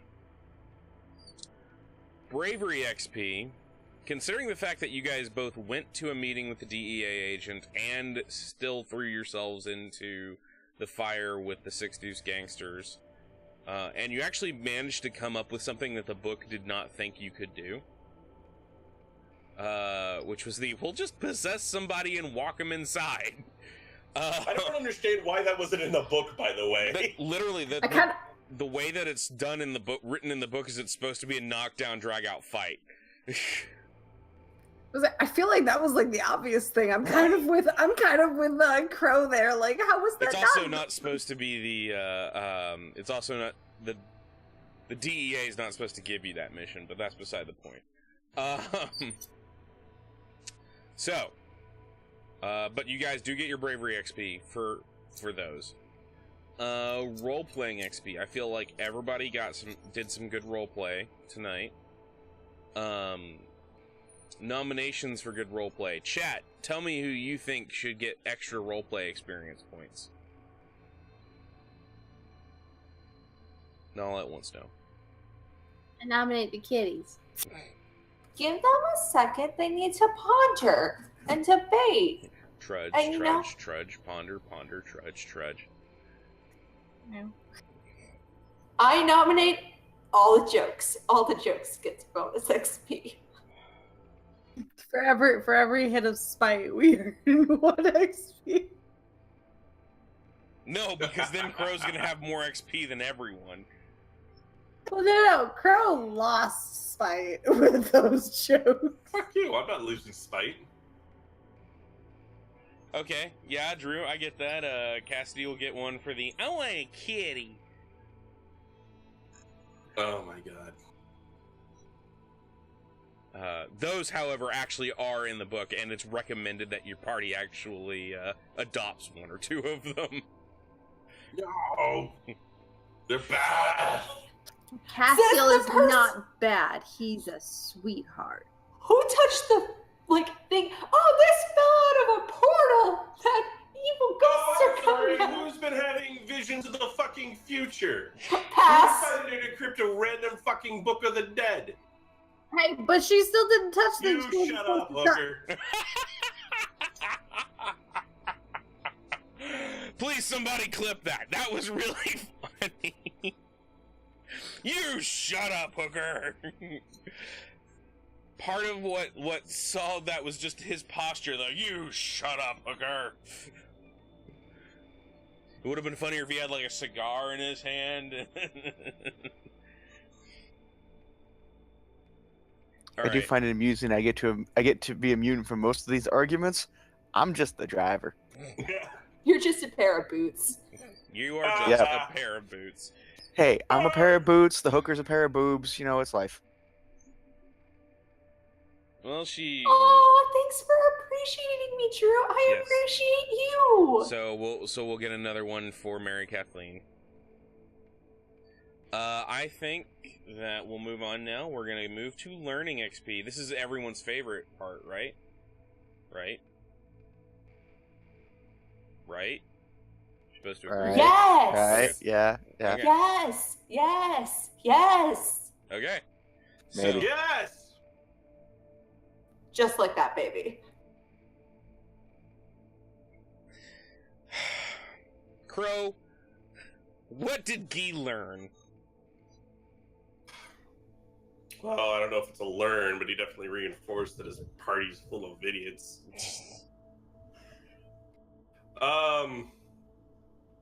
Actually learned. Oh, he reinforced his suspicions about Terrell and Squib. That they're pumping, essentially ghost-making drugs out into the world. Fair. All right. Mary Kathleen, what did you learn? I learned that Cassidy, Morgan, and I are lady death lord ladies of the underworld. I learned that people can hijack my forebodings, and that's kind of terrifying. There's some creepy girl gashing herself out with fucking roses. And what the hell is 318 foundation? So we're gonna try to we're gonna try to say, please come at that from a perspective of not factual evidence, and with a life lesson kind of evidence. There's so many questions, and every time I think I get an answer, there's just more questions. We'll go with that. Gain one for that. Cassidy, what did you learn? I learned I can have a kitty. No. No, but really, Cassidy is learning. I feel like Cassidy is learning more to trust her Crucible and trust that, everyone does, have their own intentions, but we're not all completely, against each other and just kind of forced to work together, which is what she felt like she was up until Crow and them actually, helped with the medical bill thing. Okay. Morgan, what did you learn? Morgan is extremely glad to be helping with the DEA stuff, and, it's not exactly blowing up their, place of business yet. But, still good. And she kind of has a side, she wants to, get all the ghost kitties and kind of, get them to their final resting place. Fair enough. And last but not least, Lee, what did you learn tonight? That Cassidy doesn't know how to drive a stick, and should be taught this at some point. That despite the distrust of government agencies, when a bigger issue is involved, the Crucible is willing to go against their suspicions to kind of help the greater good. Okay. That's good. Gain your vitality, gain your XP for that. All right, guys. We have had a pretty great evening. I enjoyed our game tonight. I hope all of you guys enjoyed as well. My name is Evan Blade of Revan, and I have been your game master for this evening. You can find me here every Monday evening, where we are going to be playing Orpheus. We are in the downward slope of Book 2. Some of the Book 3 stuff has in fact already started, so we will be getting to our new season in the not-too-distant future. I suspect it'll be about 2 or 3 more episodes before we hit that. But let's go through and say one last goodnight to all of our players here. Let's start off at the bottom there with Warfox. I'm Warfox, and I play Lee Blaylock. All right. Going around the circle to Eardell. I'm Eardell, and I play Morgan. All right. We're going to go straight back up to Dahlia. I am Black Dahlia 42, and I play Cassidy. Awesome. Going up there to Skittish. Hi, I'm Skittish Cat, and I play Mary Kathleen O'Brien. Awesome. And last but not least, our wonderful Crow. Hi, I'm Grinning Crow, and I play your resident Spite Monster. Guy Bernard. No, you're right. Spite Monster is the correct name. Not enough spite. Need more spite. Didn't you just lose a ton? No. He only lost a little bit. No, and Guy Bernard is actually, when you translate it from French into English, it actually translates roughly as Spite Factory. Anyway, thank you guys again very much for joining us. I'm going to throw a host here or a raid to somebody online. Let's take a look and see who is currently streaming. Give me one hot moment, ladies and gentlemen.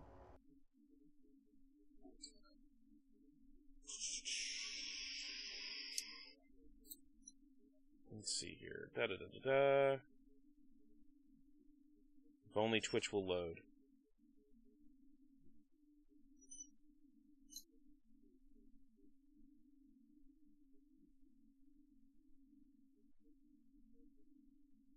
Alright.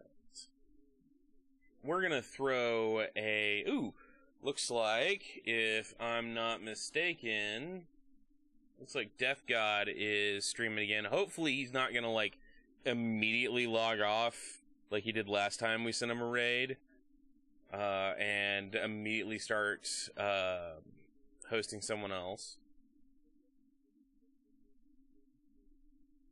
You guys send Death God a follow. He's one of our channel supporters.